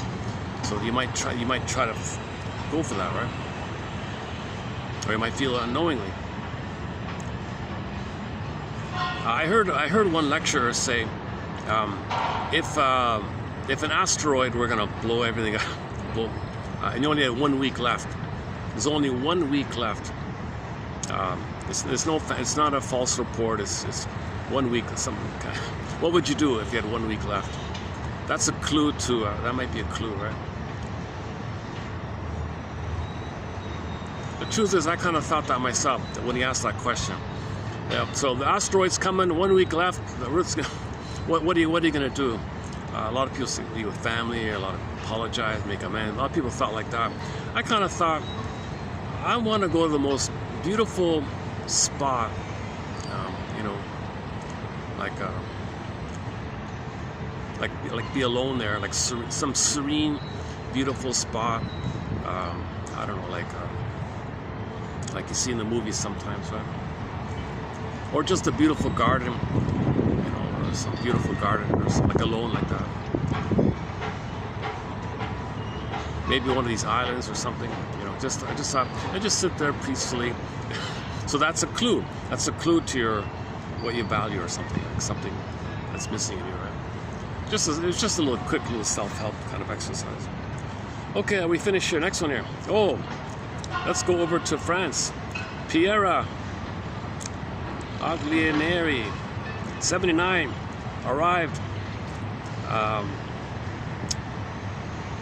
at a similar conclusion in his book Les Destins de Plaisir, i.e., in order to operate as a pleasure-producing apparatus.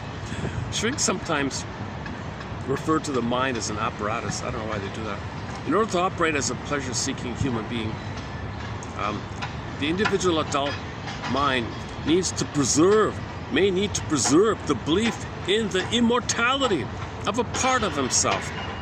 He calls this, quote, the conscious concept of a small part detachable from the reality of death. So there's a reality of death, but there's a part of you that can detach, and you need this detached part.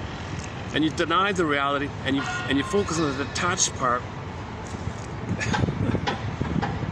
And there's your pleasure from the detached part. So the billionaire busy making having 100 wives and 100 children, whatever it was. That's a detached part, right? And he had I'm sure he had a lot of pleasure impregnating 100 beautiful women or something. Writing a check, here you go. Oh my God.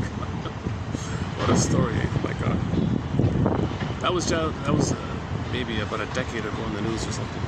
I've never mentioned that story. It's funny, it kind of just, this topic brought it up. This topic today brought that thought up about that guy.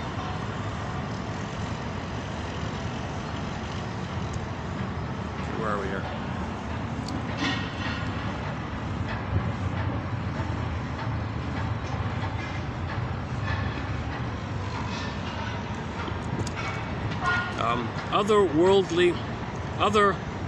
Otherworldly utopias sometimes banish the ultimate fear. Okay, otherworldly utopias can sometimes banish your fear of mortality, right? As when they raise the promise of either immortality or rebirth, or the attainment of a state of a lack of desire, of nothingness, of nirvana, etc. All right. So all these fantasies of some kind of blissful paradise, those kind of things.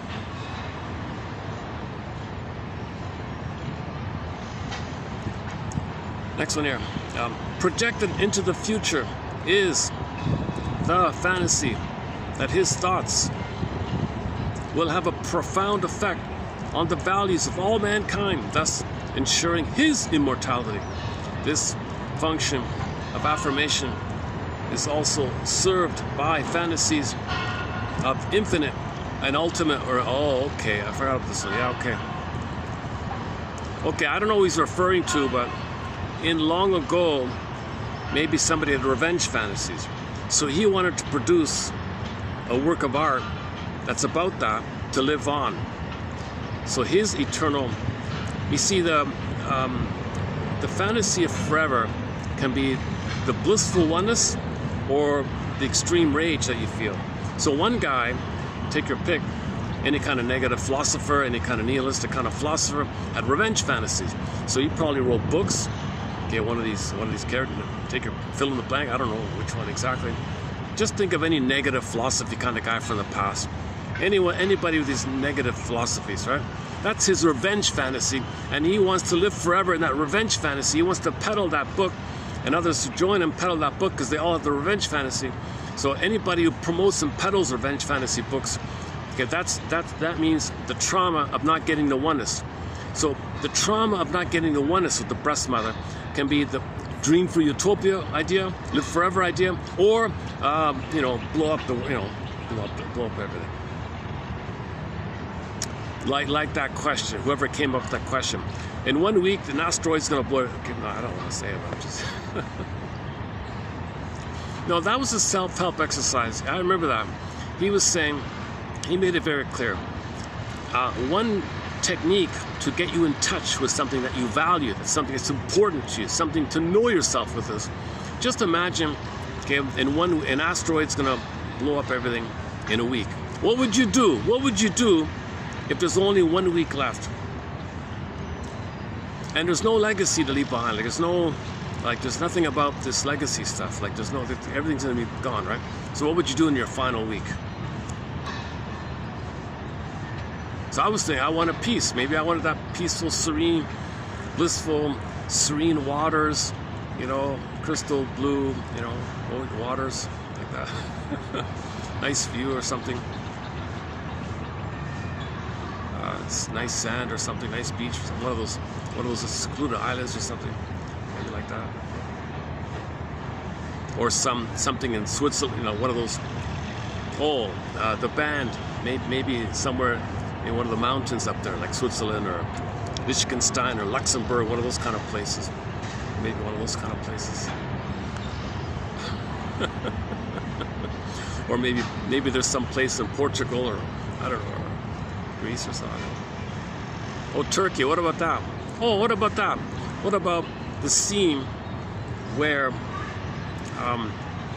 the film, The Odyssey, was filmed in Turkey? The TV series, The Odyssey, starring Amanda Sante. It was filmed in Turkey. There's a really beautiful scene in there, like the ocean and the mountains on the cliff. A really nice little scene. Maybe a place like that. Yeah. So just get an off-grid mobile driving thing. Go to the nice spot where the Odyssey was and just enjoy that final scene. I don't know. I also have to face this issue myself. I sometimes think about this topic too, right? But today it really came up to me last night with this episode. So I blame Rod Serling.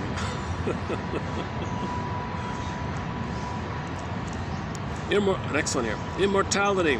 A situation which only leads to hyper self-idealization on the one hand, or to hyper self-criticism on the other. Yeah, so there's an extreme. So one clue is the hyper perfection of utopia, live forever bliss, or this extreme negative one, the cynical one, those ancient philosophers who say everything's so bad all the time, those nihilistic philosopher types.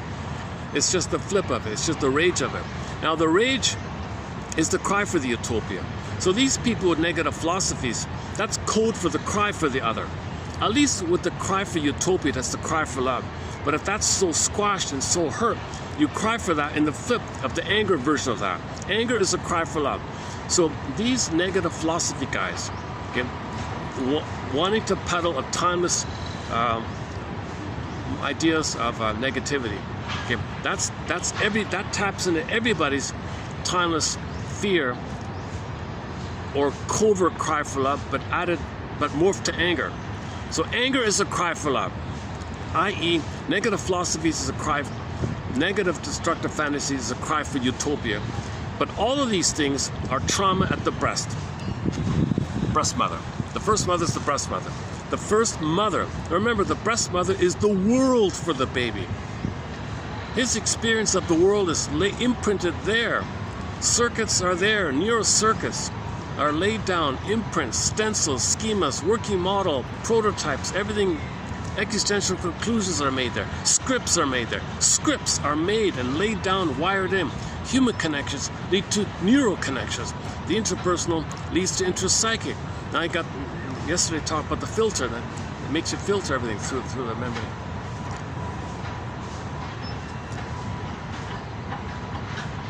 Is that it?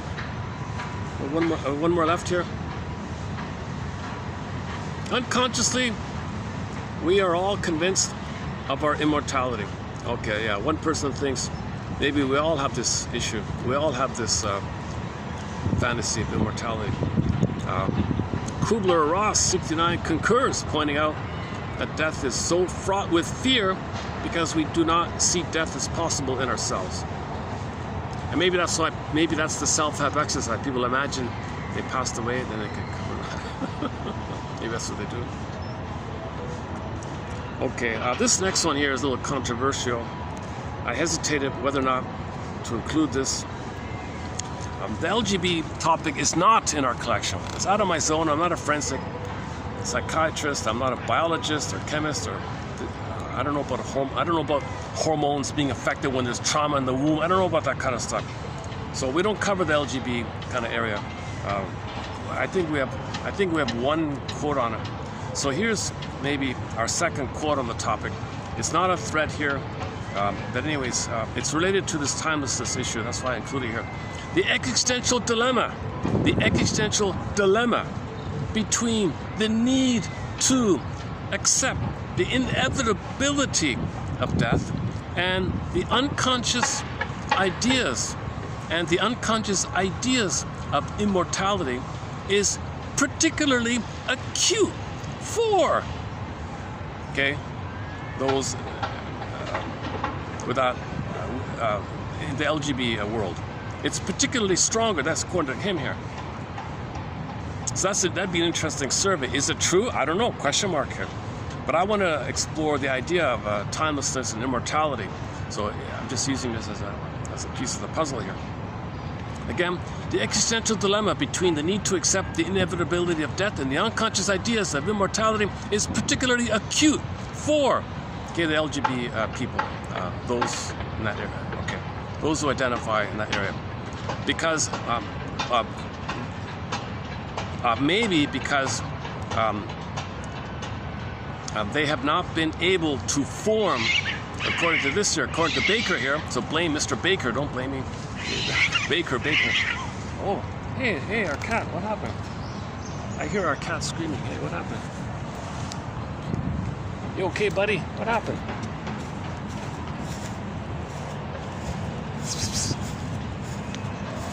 Hey, what happened?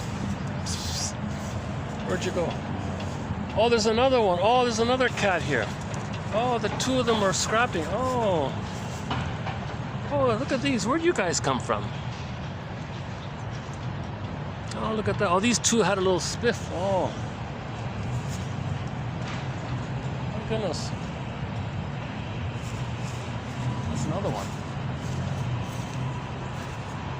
Oh, those are two older cats.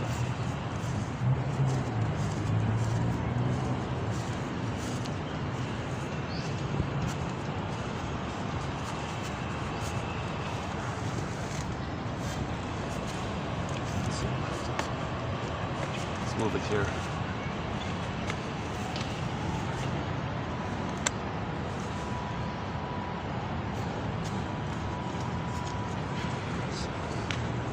Let me change my screen here.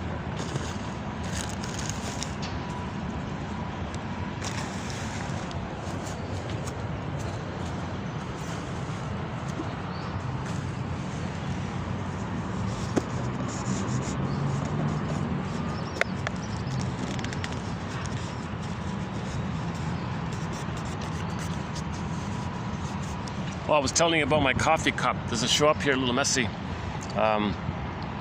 Friendly reminder, think before you press send. Okay,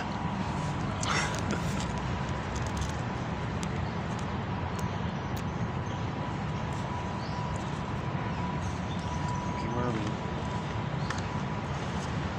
Oh, I can see myself here. All right. Over there, it's all glare.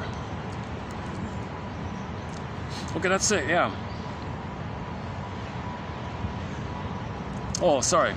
The existential dilemma between the need to accept the inevitability of death and the unconscious desires or ideas of immortality is particularly acute for some. Let's just say that. Let's just say for some. Let's not specify. Yeah, let's do that. Let's just say for some people. All right. Yeah, let's do that. Let's do that. Okay. The existential dilemma between the need to accept the inevitability of death and the unconscious ideas of immortality is particularly acute for those who have not been able to form a stable relationship. Okay, there's no real loving, normal baby-mother relationship. Therefore, what's going on then? There's going to be a huge fear related to mourning, okay, and leaving those parents. So the more the baby hurt, the more the mother hurts the baby, the more of a fear there is to admit the loss of them, because you got to face all the fear and all the hurt in order to leave them. In order to leave them, you got to feel it. You only naturally separate from your mother when she loved you and you felt safe to do so. But if the mother was abusive, you got to face those immense fears that the baby felt. It's overwhelming. So as a defense against it, okay, you're stuck in the immortality idea. You're still have the hope for the oneness. So fantasies or ideas of immortality is the wish for blissful oneness. And some didn't get it, whether related to this topic or not. All right. 3113. Submitted for your approval consideration. 3113.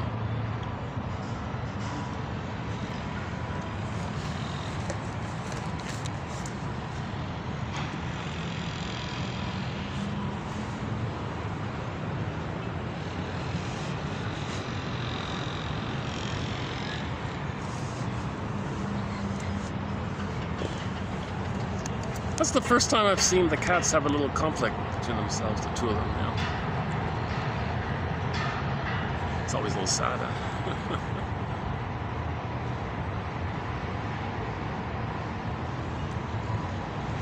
Okay, where are we here? Oh, timelessness. Okay, so I want to maybe supplement this with some of our earlier quotes. So earlier, about a year ago, or maybe 2 years, maybe a year and a half ago, I posted some quotes on timelessness just in general.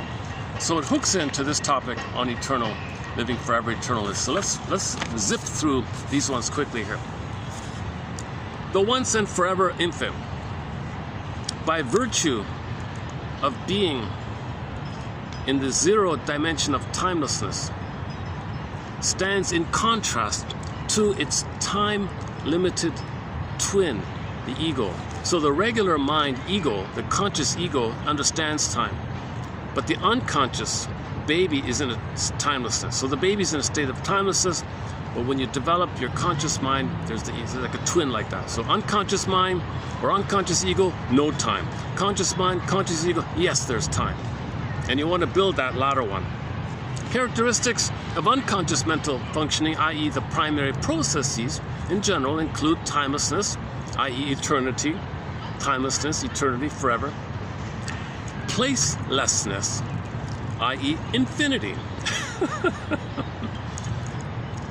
So that symbol in the twilight zone, she could be everywhere, right? Any place, infinity. Any time, any place. Infinity, eternity. Okay, in the unconscious mental functioning, condensation and displacement, which combine to produce symbolism. All right. See, in the dreams, you can put things together. That can displace. That can something from there can go to there. That can be displaced onto there, and then that can blend with something else. And now you got a symbol. The coexistence of opposites, because there's no time.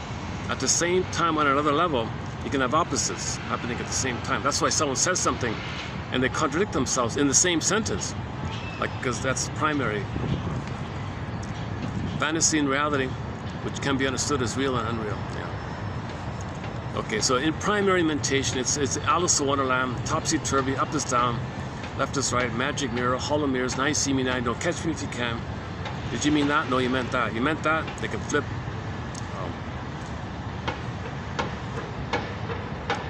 It's due to the pain and the need to survive, so you can flip back and forth between secondary mentation to primary mentation to secondary mentation. You take these two lines, line them up together, poof, you got an amalgam that makes this magic called the BPD amalgam by Grasti. As we evolve from the unborn child to an adult, we metamorphose from an ontological existence in spacelessness and timelessness to an identity and relationship between self and other, which is defined in time and place. Yeah. So that story, the Twilight Zone, there's no time or place with her, right? So this psychology can happen to anybody, anytime, any place, anywhere. So she represents that, right? Miss whatever her name is.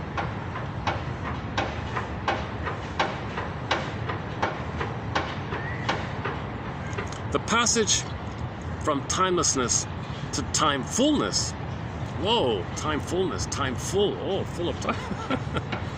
Had to have included such activities in the morning. All right. So when you admit that your loving mother died at birth, okay, that's what it means in fairy tales. The good mother dies at birth, and poof, a queen is there. No, there's not two mothers, it's one woman, but from the baby's perception, the good mother was good in the uterus. But at birth, poof, the same woman is seen by the baby as a monster. So your good mother died at birth. What a loss. Isn't it a huge loss that your wonderful mother died when just at the moment of birth, when the cords are moved, the placentas are moved, and other things are happening? So you gotta mourn. Oh, my mother died at birth? Oh my God.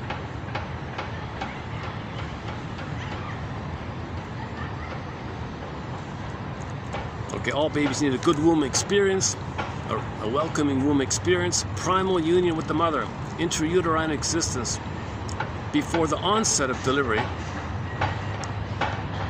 experience of symbiotic union and oceanic oneness, timelessness, in touch with infinity, the good womb experience. Okay, these are just features of it. All right.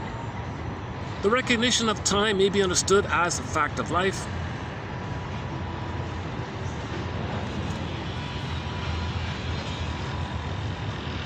Okay, an understanding of a developmental line,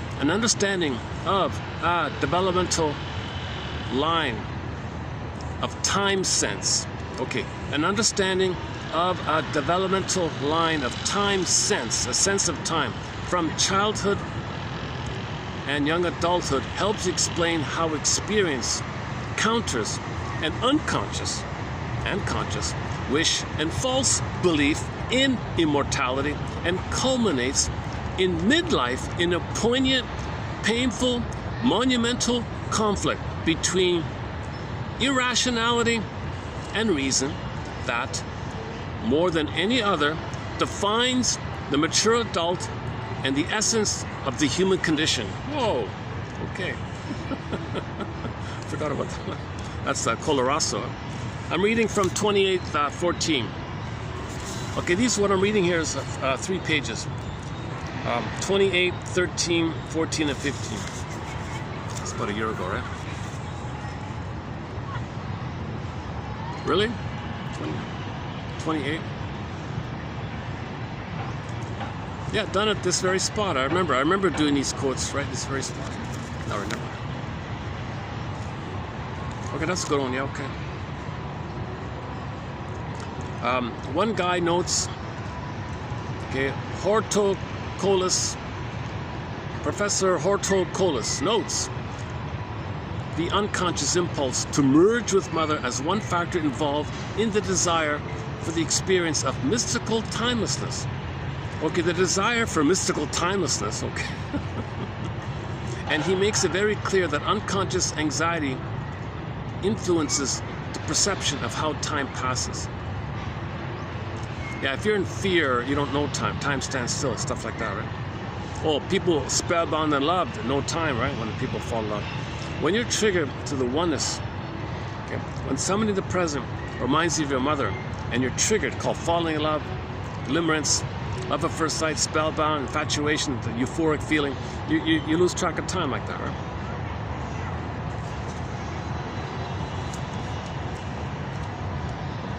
A separation, even though in the future, can spoil the feeling of timelessness, which can be one of the enjoyments of a mother-infant's early weeks together.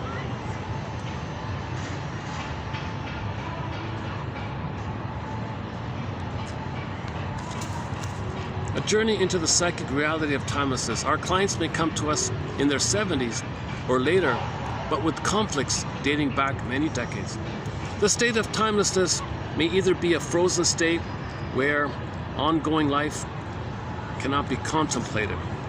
Okay, the state of timelessness may be either a frozen state where ongoing life cannot be contemplated, or may be the illusion of a narcissistic, omnipotent state where the narcissistic self rejects anything beyond its control. Yeah, so narcissists live in their bubble, in other words. In the paradise motif in literature, there's no time. All right. Okay, in literature, the motif of paradise is code for timelessness. All right. Triggering of the need for oneness with the mother. Retirement punctures the fantasy of timelessness, the denial of aging. Yeah, some people say, I don't want to retire. No, let me keep working. Because if you stop work, it may trigger the idea, okay, time is real. My work life is over. So if that's the case, yeah, it's sad for him, because this is a golden time to enjoy a new time. All right, he's got, now that's the best years maybe for him.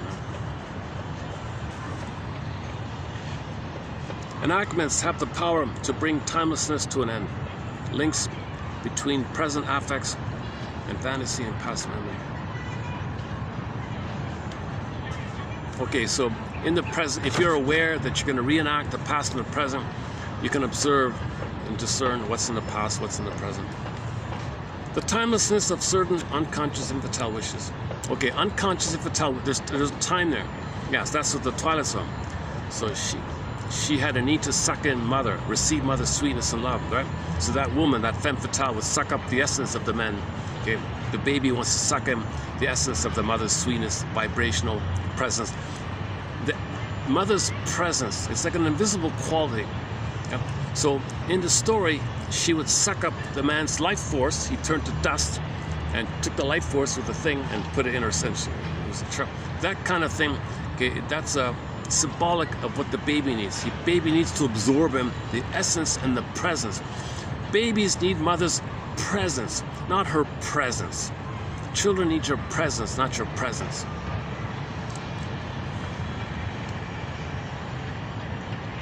Timelessness can be defined as all times at one time. What? Timelessness can be defined as all times at one time. All times at one time. Whoa. That's what. Yeah, well, that's, yeah. How do you define timelessness? Well, all times at one time. Okay, I get it.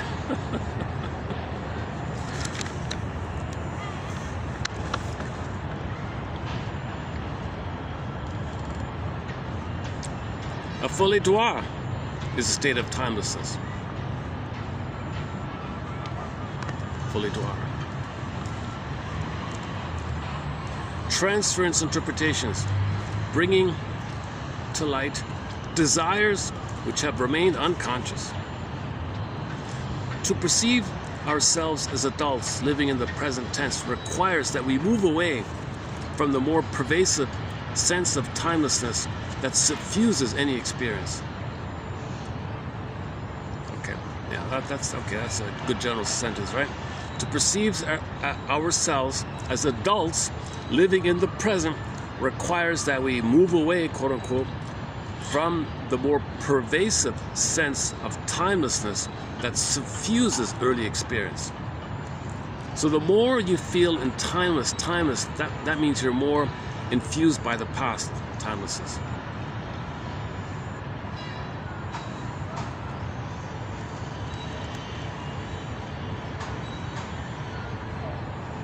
Okay, there's a few more here like that. All right, let's go to the next page here. This is 28, next is 2013. That was 2014, 2013.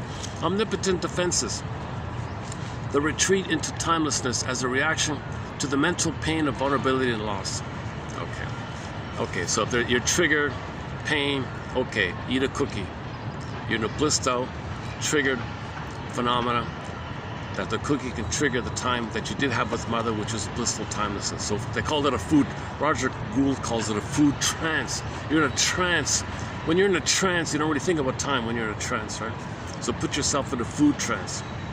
One elderly woman client illustrates the situation of a psychic retreat into a state of timelessness which can be encountered in clients of any age, but which may become amplified as a response to facing the limits of time remaining, signifying a retreat from the reality of loss and the vulnerabilities of aging.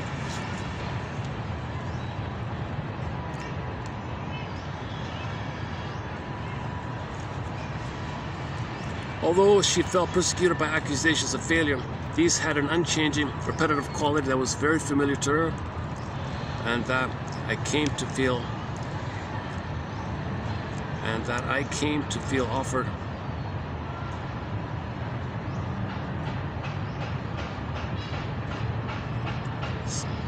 a psychic shelter from her exam. The timelessness of the internal criticism. The timelessness of the internal criticism served to keep her away from facing the realities of where she was in her life. The limits of time remaining, real questions of how did she want to spend the time that was left for her. Yeah, how are you going to spend your remaining years?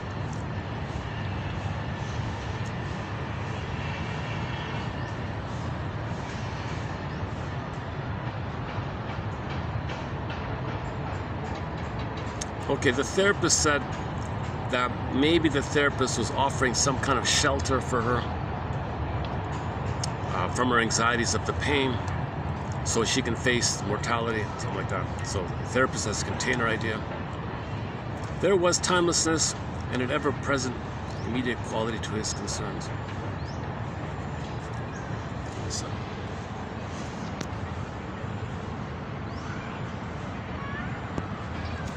the absence of clocks in casinos speaks to the timelessness of the activity. Yeah, if people are addicted, you lose track of time. Of course, they make more money if they could trigger your feeling of timelessness. See, you're one with the machine. That's symbolic mother. Back with mother. Blinking lights, promising, alluring. Money means mother. You hope to get mother. So you're in the timeless, suspended state. Mother's gonna love me? Reject it. No, mother, love me again. Come on, mother. So there's no clocks there. Right? So they promote timelessness. That means you're gonna put more money and more hope, more relentless hope. Give thee all hope for a better childhood past.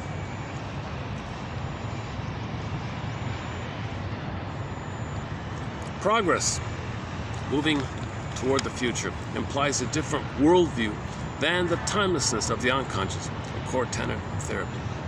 Infantile neurosis and the timelessness of the unconscious suggest that early patterns and repressed infantile wishes remain unchanged and influence adult behavior. Go to the film Lady in the Dark with Ginger Rogers. So she's in her 60s or whatever, a billionaire woman, but she lives her life in a state of timelessness, a timeless wish, a timeless fear, a timeless desire, a timeless reaction against connection. So she didn't know it, and she said to the shrink, "You mean to tell me my whole life has been dominated by this timeless wish, by this timeless need, and I've been in a state of timelessness, and I've been in a dream this whole time, going through the motions of life?" So okay,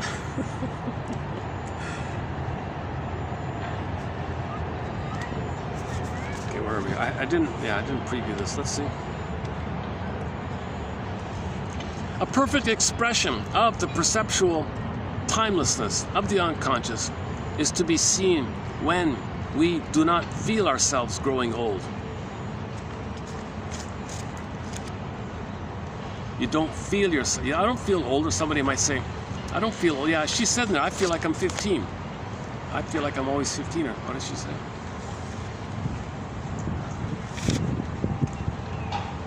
A lot of people say that. I'm somebody, I'm 80, but I feel like a teenager. All these rock stars.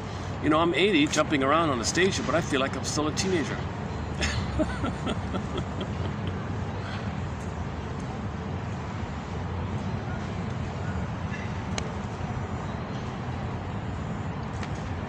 Some mothers cling to their children, but find it hard to laugh and play with them.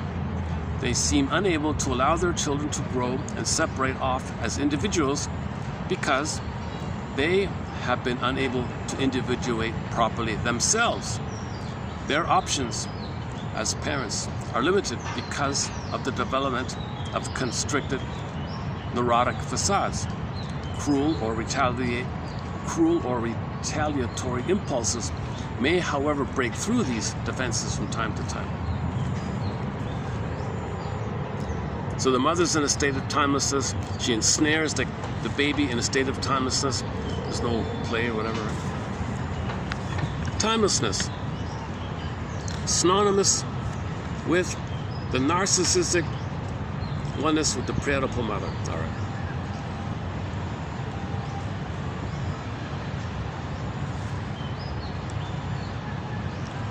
Crisis begets belief.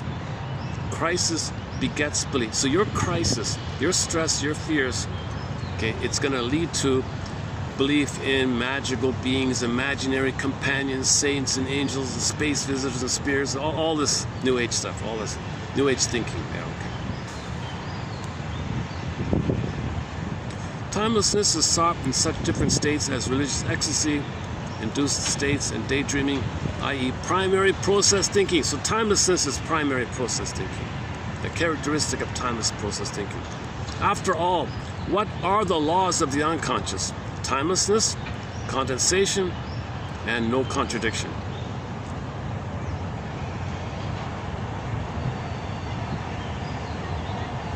And boundlessness. Okay.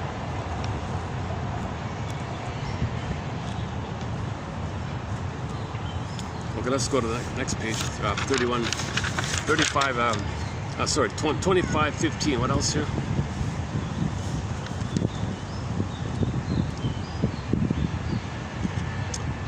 The timelessness of the repetition and the transference. Yeah, repetition compulsion. There's no time, right? All time is that time, right? The past is always recreations of the timeless past. So you're always living in the past. The pain makes you repeat. That part of the brain doesn't know time. You're in pain, reach for mother. Pain, reach for mother. Pain, reach for mother. There's no time. It's forever infinite. The present is just a reenactment, a mirage-like recreation of that, hoping for a better past, hoping for mother's love. Discussed recently. Time is required for consciousness. Yeah, the more time you understand, the more conscious you are, right?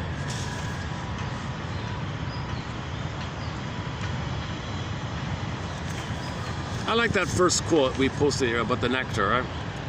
So there's two kinds of nectars. I'm looking for the nectar of timelessness. What about the nectar of time? The sweet feeling of being in the present, the sweet time in the present, the sweet things of life. Have we ever played that song, The Sweet Things of Life by the classic rock band Harlequin? Should we play it later? Yesterday I tried out a new song, I'll play it again, called Loneliness by the band The Angels Whisper. Maybe we'll play it again. Not a bad little song.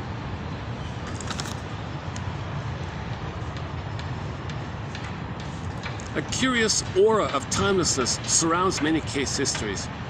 Yeah, shrinks are obsessing about the same old stories of Dora and these case histories. It's like it's going on forever, right? Like, we can talk about these Twilight Zones forever. You can take a Twilight Zone episode or a fairy tale. You can talk about it forever, right?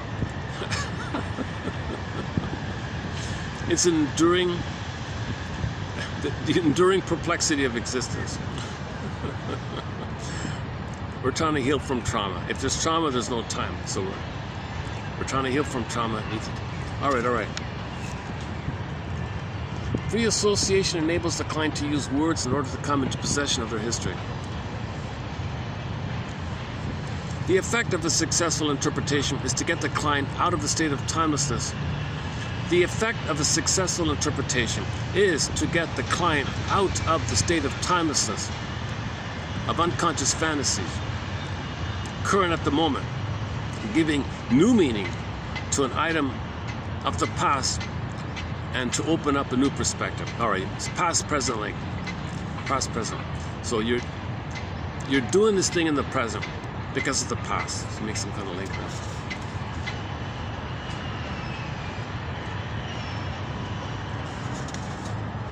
Well, maybe I'll just leave it here then. There's more here, but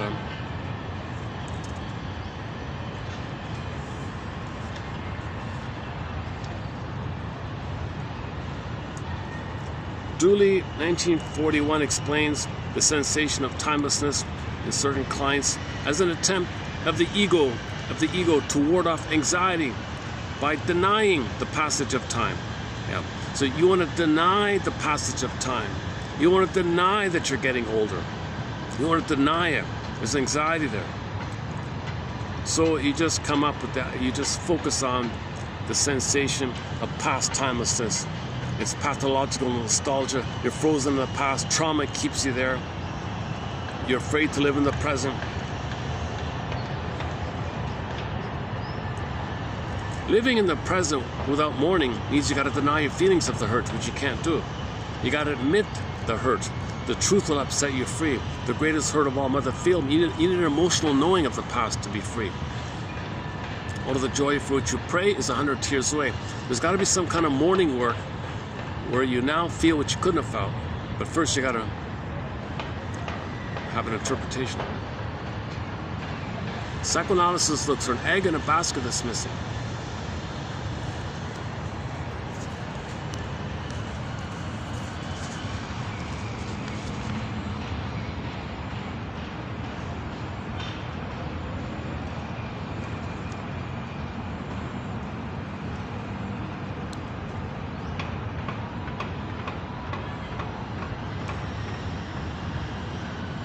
The unconscious is characterized by timelessness, disregard for reality, and irrationality. All right.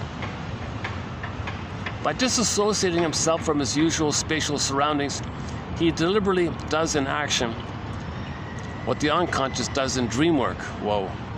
Yikes. The psychic effect of this change is that processes are then perceived as being far removed from reality in a different world, and that the individual ego is then able to participate in a kind of timelessness. Whoa. Okay, that's an extreme one, right?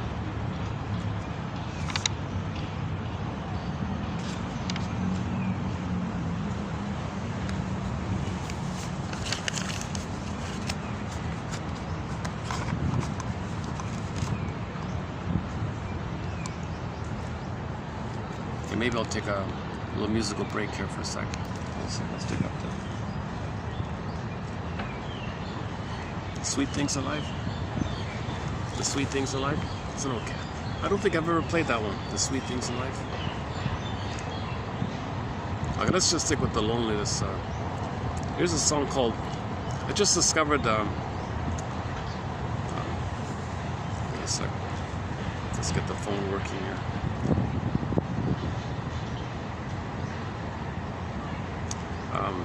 Okay, let's take a little musical break and see how we're doing after that. I got a very early start today, so let's see. How's it? Let me check double check the battery first. How's the battery? 50%. Okay, we're holding up this time. All right, battery's holding up. Okay, loneliness. Yeah, let's take a little break here.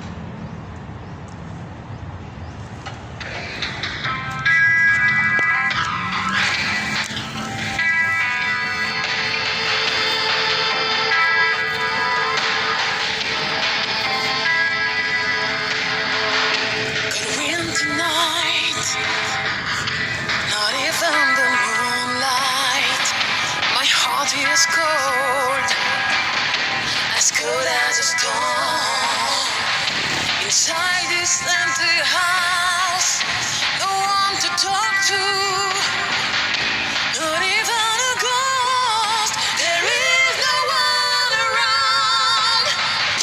The world surround me. You're gone for good this time, but I still can hear your steps around.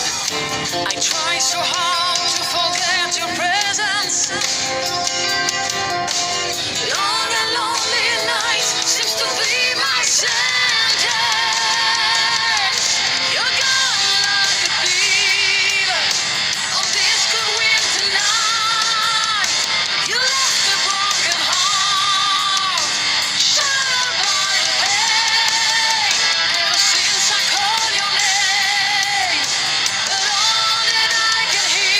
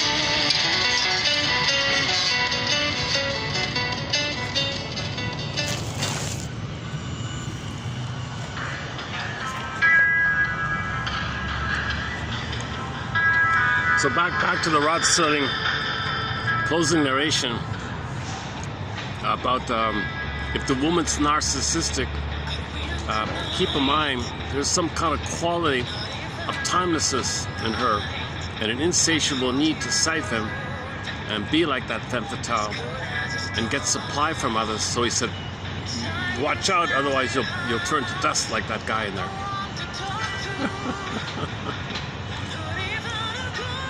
So narcissism, timelessness, okay, this insatiability of needing narcissistic supply, are kind of all in that kind of area.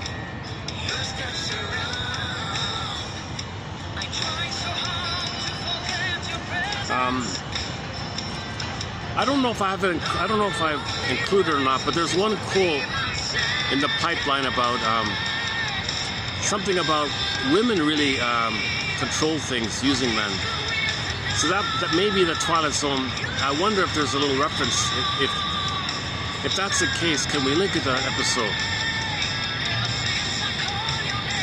All the men will say this. You got to be kidding. Women are in charge. They're always in charge. They act like they're not, but they are. They let us think we are, but they are. They're in charge, right?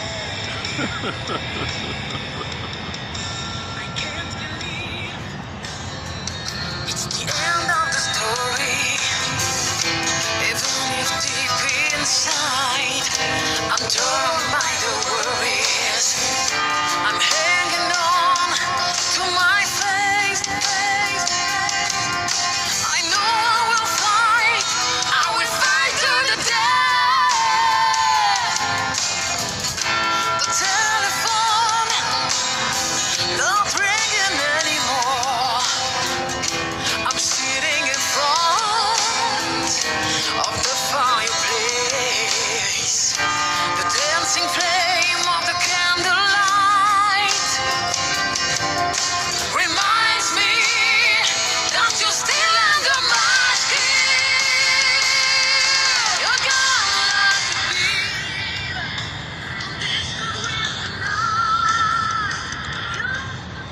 like The classic rock band Triumph has a few songs about being spellbound. Spellbound by Triumph being one of them. Rick Santos has a few. Time After Time. Time After Time, yeah. Time After Time, you lead me on. Mistreating Heart. Yeah, yesterday we played Mistreating Heart. Oh, Love Sick. Another one by Santos, Rick Santos. Dan McCafferty's one, Love Leads to Madness. All these madness songs. So maybe when a man is in a madness state, maybe that's the woman siphoning him. Maybe that's the woman getting his attention, getting his response. She's in control. He's begging her. He's doing a song and dance for her. She can reject, tease, throw him a crumb, tease. Oh, I love this. So she's siphoning his essence. He turns to dust. He's dried out, in other words. He's depleted, and she's enriched or something. But it's just a drug-like thing. So our narcissistic women, of course, narcissistic women who do this to men are obviously addicted to doing this. It's a form of addiction. All narcissism is a form of addiction. So if a woman's narcissist, it's obviously the same thing. So just as Don Juans are addicted, Donna Juanas are likewise going to be addicted to this, right? So that woman in the episode Twilight Zone, the entitled Queen of Nile, she's obviously addicted to what she's doing, right?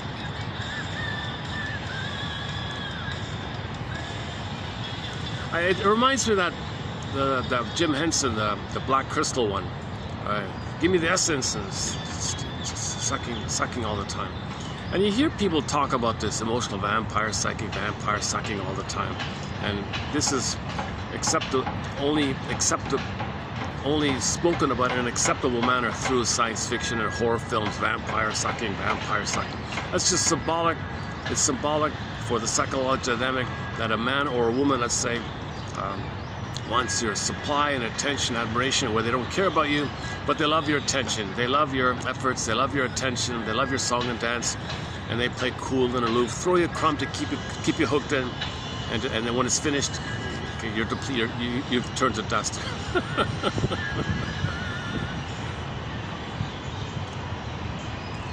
Should we dig up that? Okay, we did it already. Closing narration. Closing narration. Everybody knows Pamela Morris, the beautiful and eternally young movie star. Or does she have another name, even more famous, from centuries past?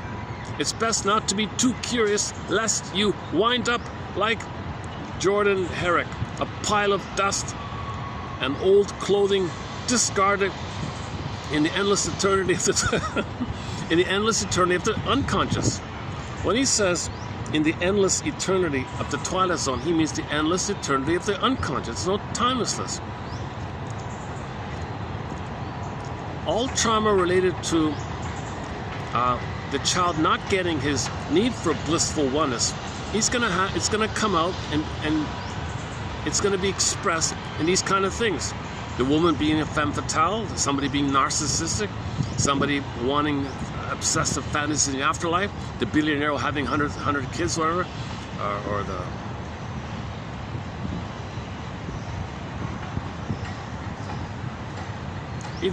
apparently he didn't even care about the woman or the kid. It was like a one-time thing. He brought in a pretty girl, made her pregnant. Here's the money, get out of here. Don't tell me about it. I don't want to. He just had he needed the feeling. He needed the feeling that he's going to live on forever through the kids, right? But he didn't care about him. Then he could die in peace. But so what? He's in the ground. He's not enjoying anything. It doesn't make sense, right? It's a psychological coping strategy, right? To do things to make you think you're going to live forever. Like that guy who said, I can die in peace. So back to the Robert Bly story. A middle-aged man was estranged from his father his whole life. Finally, the man was about to be a goner. He knocked on his door. Father, I want you to know something. I no longer accept my mother's view of you. Because he hated him the whole time, because the mother said, I'm all good and he's all bad. And he believed it until near the end. Then he said, he cried and he can die in peace, he said. Maybe he thought the son accepting him means he can live forward.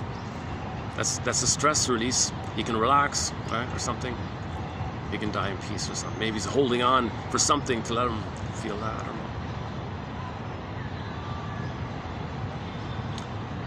So we'll update this topic on immortality. Requiem for Methuselah. Yeah, there's another one about immortality. The Star Trek episode 1966, filmed in the year 1966. The original Star Trek with Spock and all that, called Requiem for Methuselah. They also did a timeless thing. They also did some kind of eternal thing. The eternal thing was, how did it go again? Yeah, the crew arrives on a planet.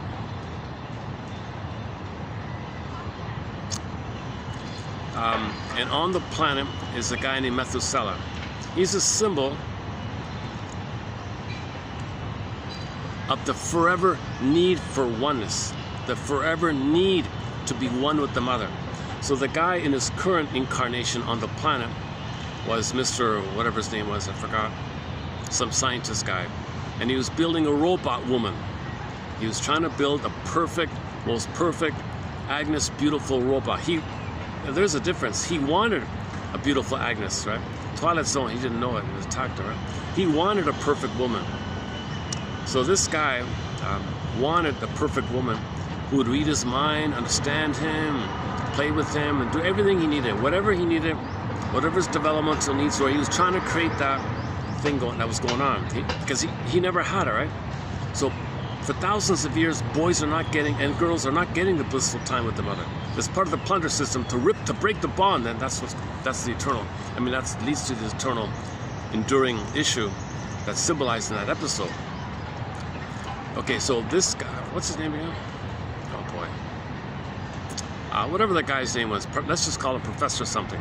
Okay, so this professor guy was on the planet for several decades building a robot woman, but she wasn't really human, but she was very pretty and capable and skillful and all that, but not quite there. He was still working on her, right? Okay, so the Star Trek crew arrives on this planet, and the Kirk guy played the song Just One Look. So he sees the robot. Whoa, spellbound, limerence, oneness, excited, madly in love with her. She's mine, I want her, I need her, I waited all my life for her, I want her. The professor said, what are you talking about? I've been building her for decades. She's mine, no, she's mine, I want her. And they were fighting for this, right? And the side comment was the eternal triangle, the eternal timeless issue. This timeless issue that is there for a person when they don't get oneness to the mother. And this problem's been going on for thousands of years. So Methuselah's thousands of years old or something like that. Based on some mythology. He's a symbol of timelessness. They said he's 1,000 years old, some old story or something like that. A symbol of timelessness. So you have the symbol of the issue of the psychological quality of timelessness in one myth or something. It's called Methuselah, right? And he lives on, like the Queen of Nile story. She lives on in different incantations, different people, different places, no place, all eternity, no space, no time, all over the place, right? So just at that moment, he was on an island working on this beautiful woman, hoping it'd be the perfect, blissful, symbiotic, heavenly garden. So he had a private island, a private planet. He wanted a private oneness of the woman. He wanted to be on his own island with the perfect woman. And have this blissful feelings of him. It doesn't make sense because he's not a baby, the robot's not the breast mother in the past, but we're trying to do this all the time. We're trying to do, and the fantasy, and this was confirmed because when Kirk came down, the Star Trek crew, and the Kirk saw her, whoa, Trigger, this resembles, this clicks my need for oneness. He didn't get it. He didn't get it. No man had got it for 6,000 years. Oh, they used 6,000, for 6,000 years, nobody got it. Men are not getting the oneness with their mother for 6,000 years. So the timelessness component of that is called Methuselah. The name of the episode, Requiem for Methuselah.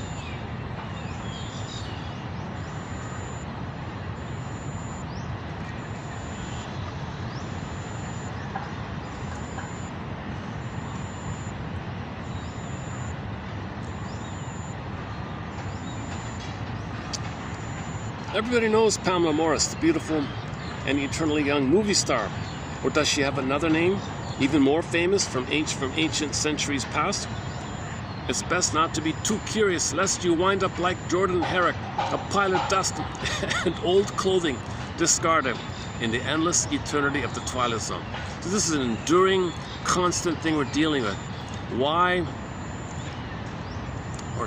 How, we know the why. How can we restore the blissful oneness that babies need with their mothers? How can that be restored? How can we go back to basics? How can we leave the cord, leave the placenta? How can we just leave it alone? Okay, one thought was maybe the mother should bring in the Doberman Pinscher, train the Doberman Pinscher. If the person delivering the baby is reaching for the snippers, bark at him, charge at him if you have to, protect the baby. Because the delivery guy is saying, in the name of pillage and plunder, we calcify your baby's soul, we traumatize him. So the mother can advance, bring the dog to protect the baby, and make sure the baby's handed to the bosom, skin to skin, hormones, skin to skin, lotus birth, lotus birth, lotus birth. Leave the cord, leave the placenta, hand the baby to the bosom, the latch on, all is okay. Simple as that. The mother stays in bed for 4 to 5 months. Baby nurses and feeds according to his needs. Sleeps on the belly, don't separate. Sleeps on the belly. Cord falls off 3 days later, fine. Leave it alone. Give the baby time to make the transition from the water world to the land world. He needs a continuity of the egg. He needs a continuity of the blissful oneness. That blissful oneness is a timelessness. If it's broken at birth, okay, there you go. Now all the problems. They're not making sense. Okay, maybe it's benign. Okay, yeah, you fantasize you're gonna live forever. But see, then when you have that, people co-opt that. That's co-opted to plunder. So religion and plundering are kind of linked like that. So it feeds in, it's co-opted for the plundering. Religion is kind of like a Trojan horse for the pillage and the plunder. So you might think religion is benign, but then it gets co-opted it's used as a Trojan horse to plunder. So it's hurtful. You see, I'm talking about the aggressor side, of course. The victims need religion just to feel better, but the aggressors were more traumatized, obviously much more traumatized.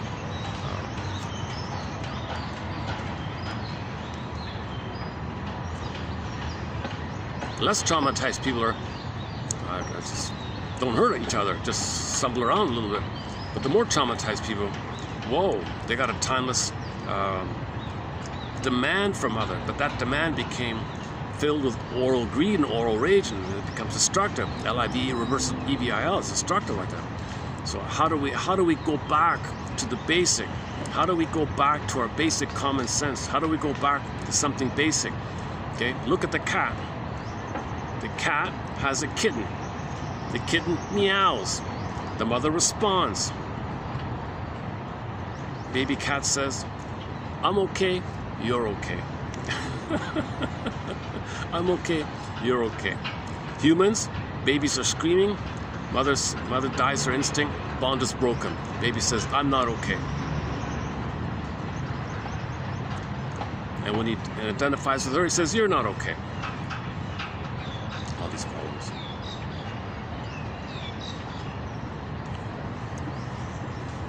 That's a huge topic, right? How can we restore the lotus birth? That's probably the most important flower. The most important healing flower might be the lotus birth, right? Maybe the most important, the most needed flower might be that one there, right?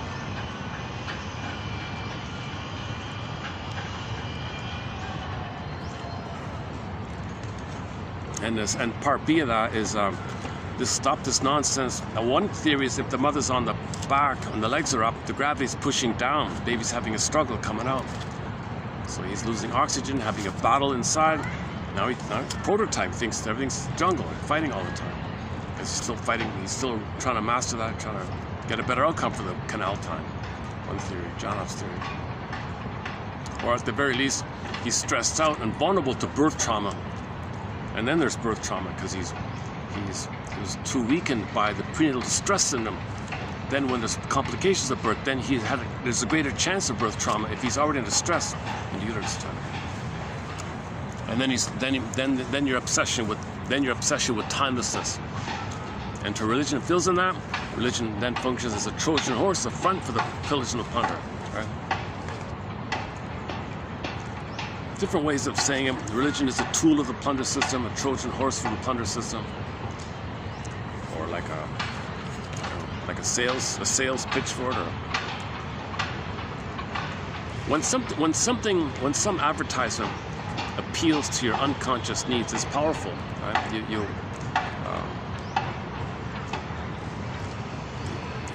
It's framed in the issue of survival. The baby thinks he's going to perish. If the mother's removed, he's going to perish. So now you can control people with this. You just remind people of that. Then that's used to plunder the planet for a quick buck. Okay, that's the whole topic on the... We now have 55 symptoms of Homo Traumacus. As above, so below, right? When I'm feeling more present, when I'm feeling more in the time, I'll talk about it.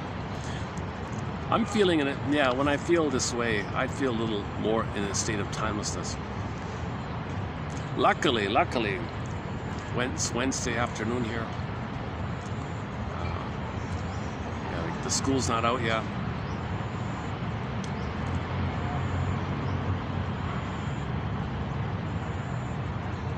I think the holiday just kind of ended.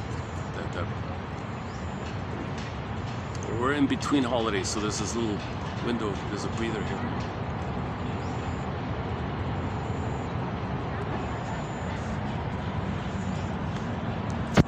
Should we play Harlequin? Sweet. I don't think I've ever played that song. Should we play it? Sweet Things in Life. It's not really their best song, is it? Sweet Things in Life.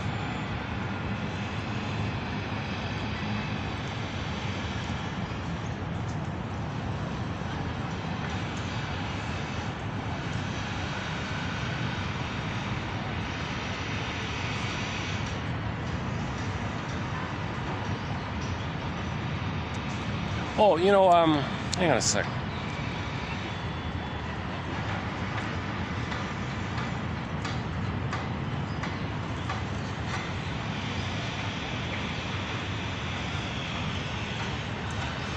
The opening song we played here, it's called the Phone Call.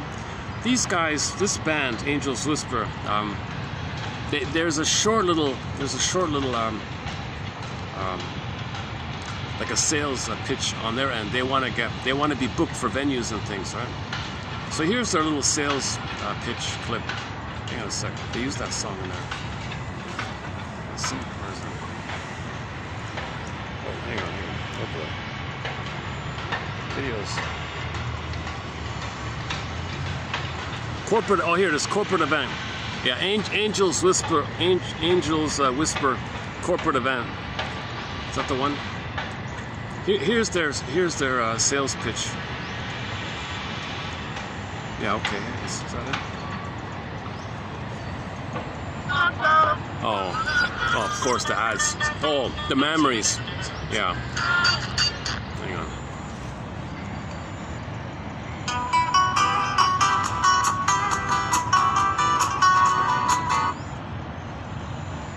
Oh, hang on. Yeah, notice the ad that popped up. The memories were there. You see, that's it there, right? When people don't have that blissful time, when the baby isn't nursed properly, there's an oral fixation and obsession with that. So that's used to trigger people, excite people, and then you can sell something, right?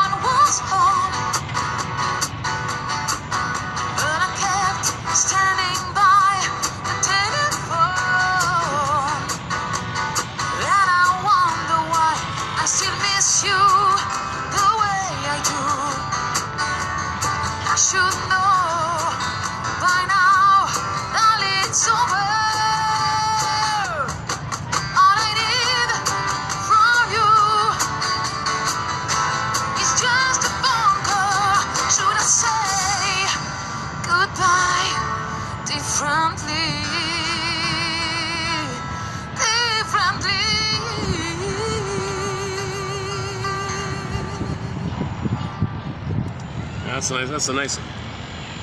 That's they don't have a full acoustic, just that little sales pitch, right? But that's our current song. That we're. Oh, here's their. Okay. Nice surprise, nice. A lot of good music's popping up. We played recently Pan Ram from Germany, a 90s rock band, a song called Passion and Crime. It's a pretty good song. Now these guys here.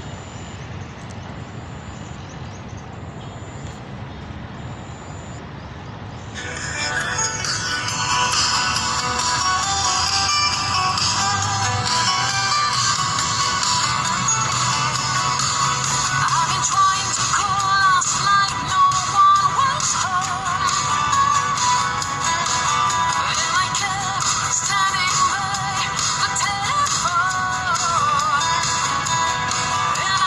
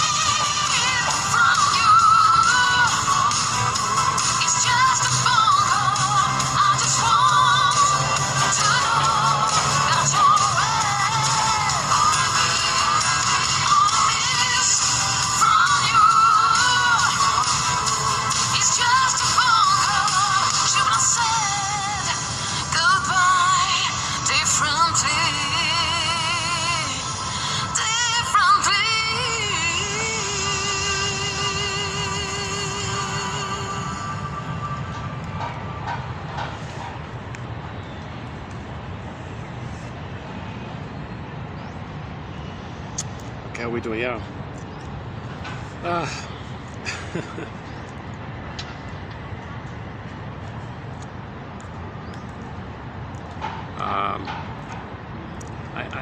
I just found a concert of Rick Emmett, an older one from the 90s. I haven't seen it yet, so we'll play that coming up. Triumph is on a reunion tour this year, 2026. It's sort of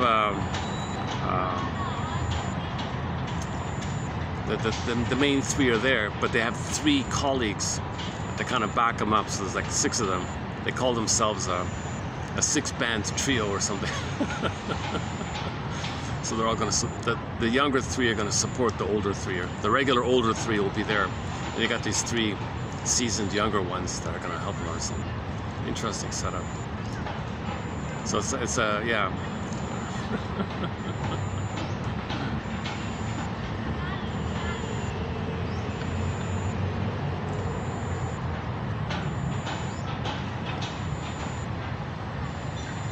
Okay, should I dig that up? Hang on a second. Okay, let's dig that up. Rick Emmett. I only saw the first 10 minutes of it. Hang on a second. Rick Emmett.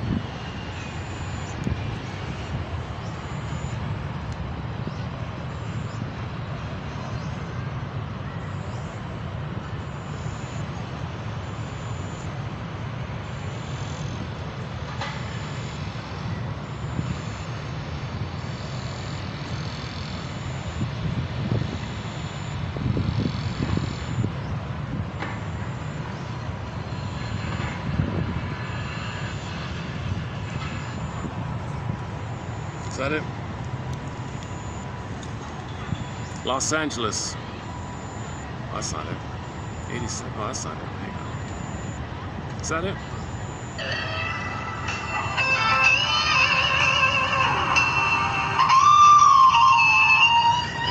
Yeah. Hang on. Let's play the first. Hang on. Let's just play a part of it.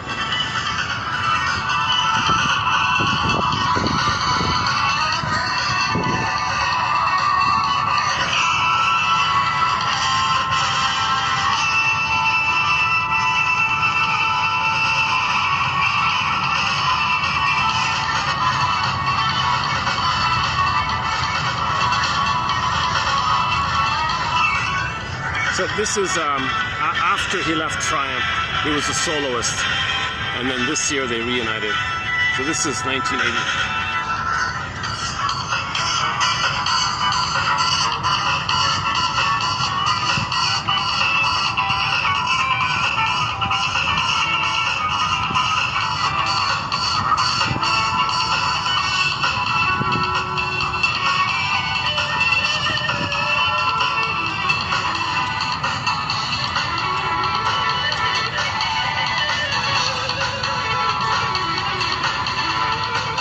Wait a minute, that's not it. That's not it. Hold on, that's a different one. Hang on. There's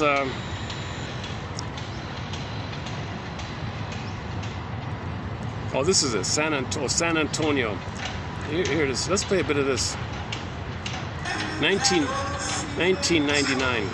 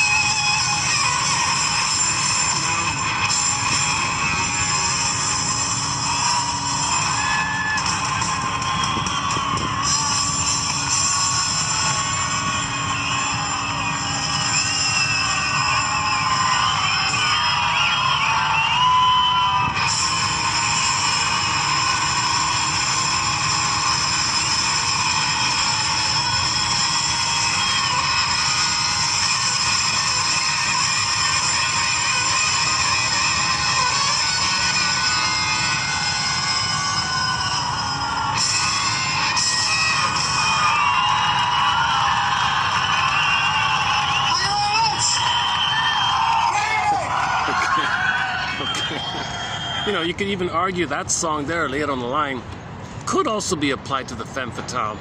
The woman is being difficult and giving mixed signals, maybe playing with him. He's saying, you know, I am attracted to you. Is it real? Lay it on the line here. What's the deal here? Tell me the truth. I'll accept it.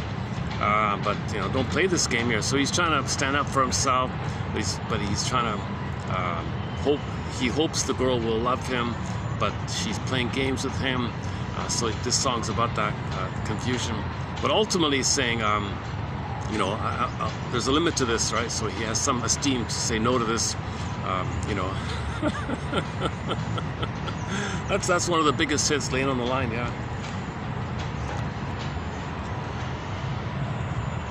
That's the first time I've seen there be a struggle with the amps and all that. He was fussing around with the amp. One of the amps wasn't working on stage, so you can see him being a little sad about it or something.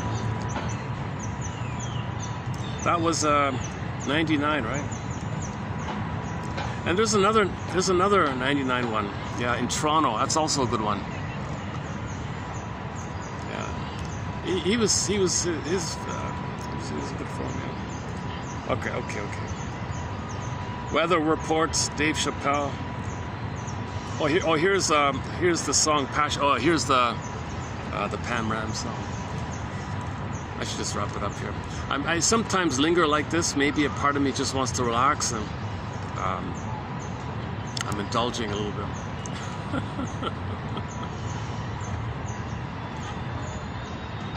Okay, let's double check. Let's close up this video here. Battery 35. Look at that, 35%. Battery's holding out here. Okay, submitted for your approval and consideration is to check out the 4 pages we did here. 33, 13, and then 28, 13, 14, and 15. So 4 pages of quotes submitted for your approval and consideration, should you choose to accept it, is to peruse those 4 pages of quotes on the topic of timelessness, eternal, you know, immortality, timelessness, and what's the psychological underpinnings of it? Well, like why that exists. What unmet need led to that? Is there a benign, is it inevitable we have some benign of it, or can we confront the fantasy of the nectar of immortality and somehow work towards an authentic, quote-unquote, nectar of mortality, enjoying the present? What a thought, the nectar of mortality, right? The love of living, the love of enjoying yourself, right? I find that, you know, I don't know, but when I first read that quote, I thought, that's a bit of a relief, isn't it? You don't gotta like, this fantasy that you, in other words, the more you understand time, the more you enjoy your life in the present. The less you, if there's a problem in that area, well, the theory is, and if there's too much of an excessive focus on worry about age and losing your attractiveness, and, well, enjoy what you got, make the best of what you got, enjoy the present, right?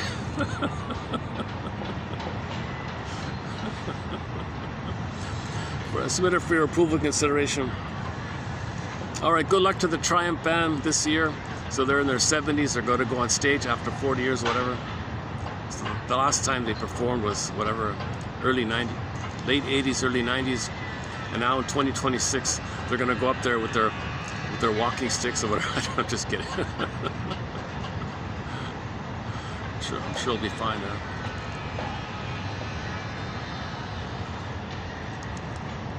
Their Triumph is considered sort of like the positive lyrics of classic rock, like fight, follow your heart, hold on to your dreams, all those kind of songs like that.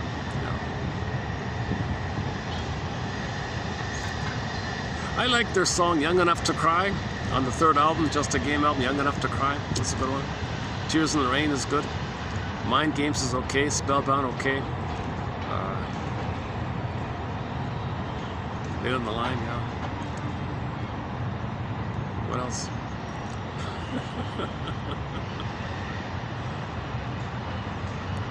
Magic power seems to be the crowd favorite, I guess.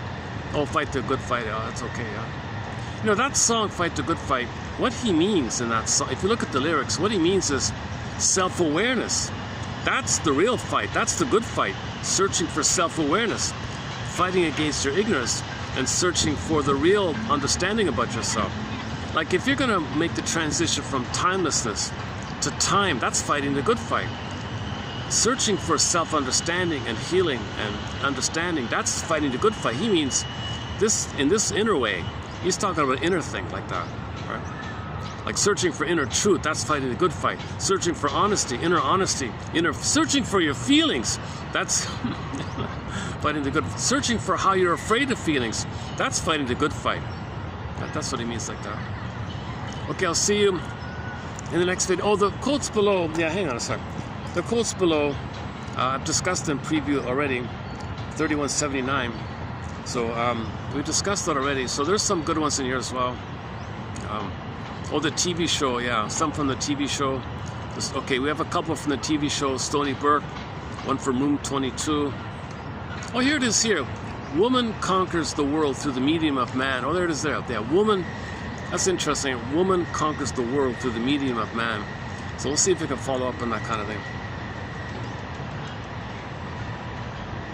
One about humor. Tantrums about this temper. Okay, this is from Overstreet. This is from 1920 something, an older book. Harry Overstreet. He was a popular self-help guy back then. A self-help question: is it possible that there's some payoff for this suffering, some advantage? Have you ever thought of the possible advantage?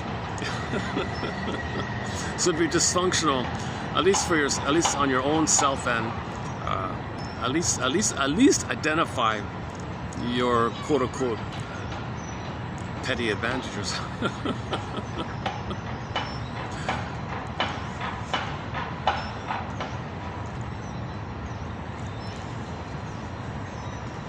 Oh, from the TV, from Stoney Burke episode, Forget No More.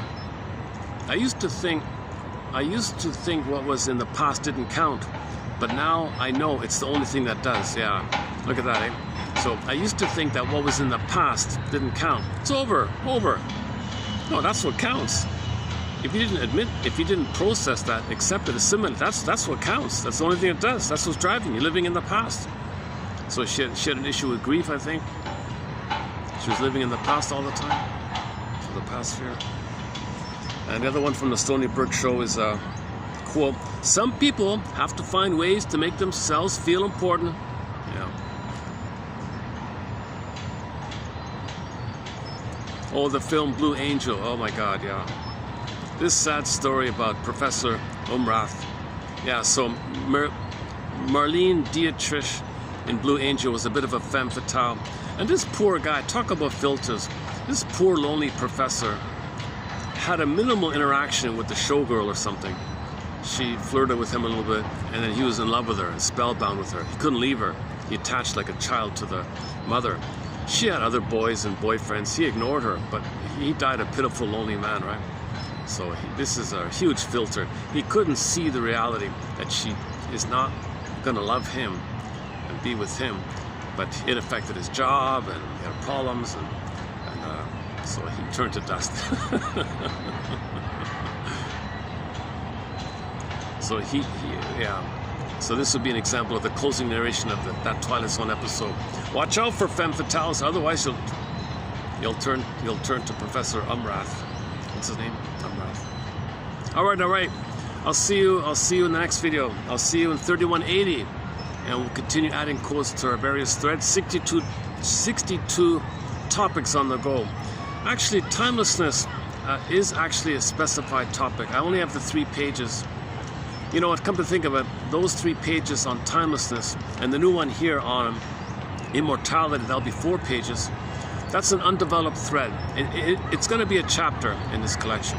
It's just a small chapter at this point, only 4 pages long. I hope to build on it. Maybe that's the best. Maybe that's the best.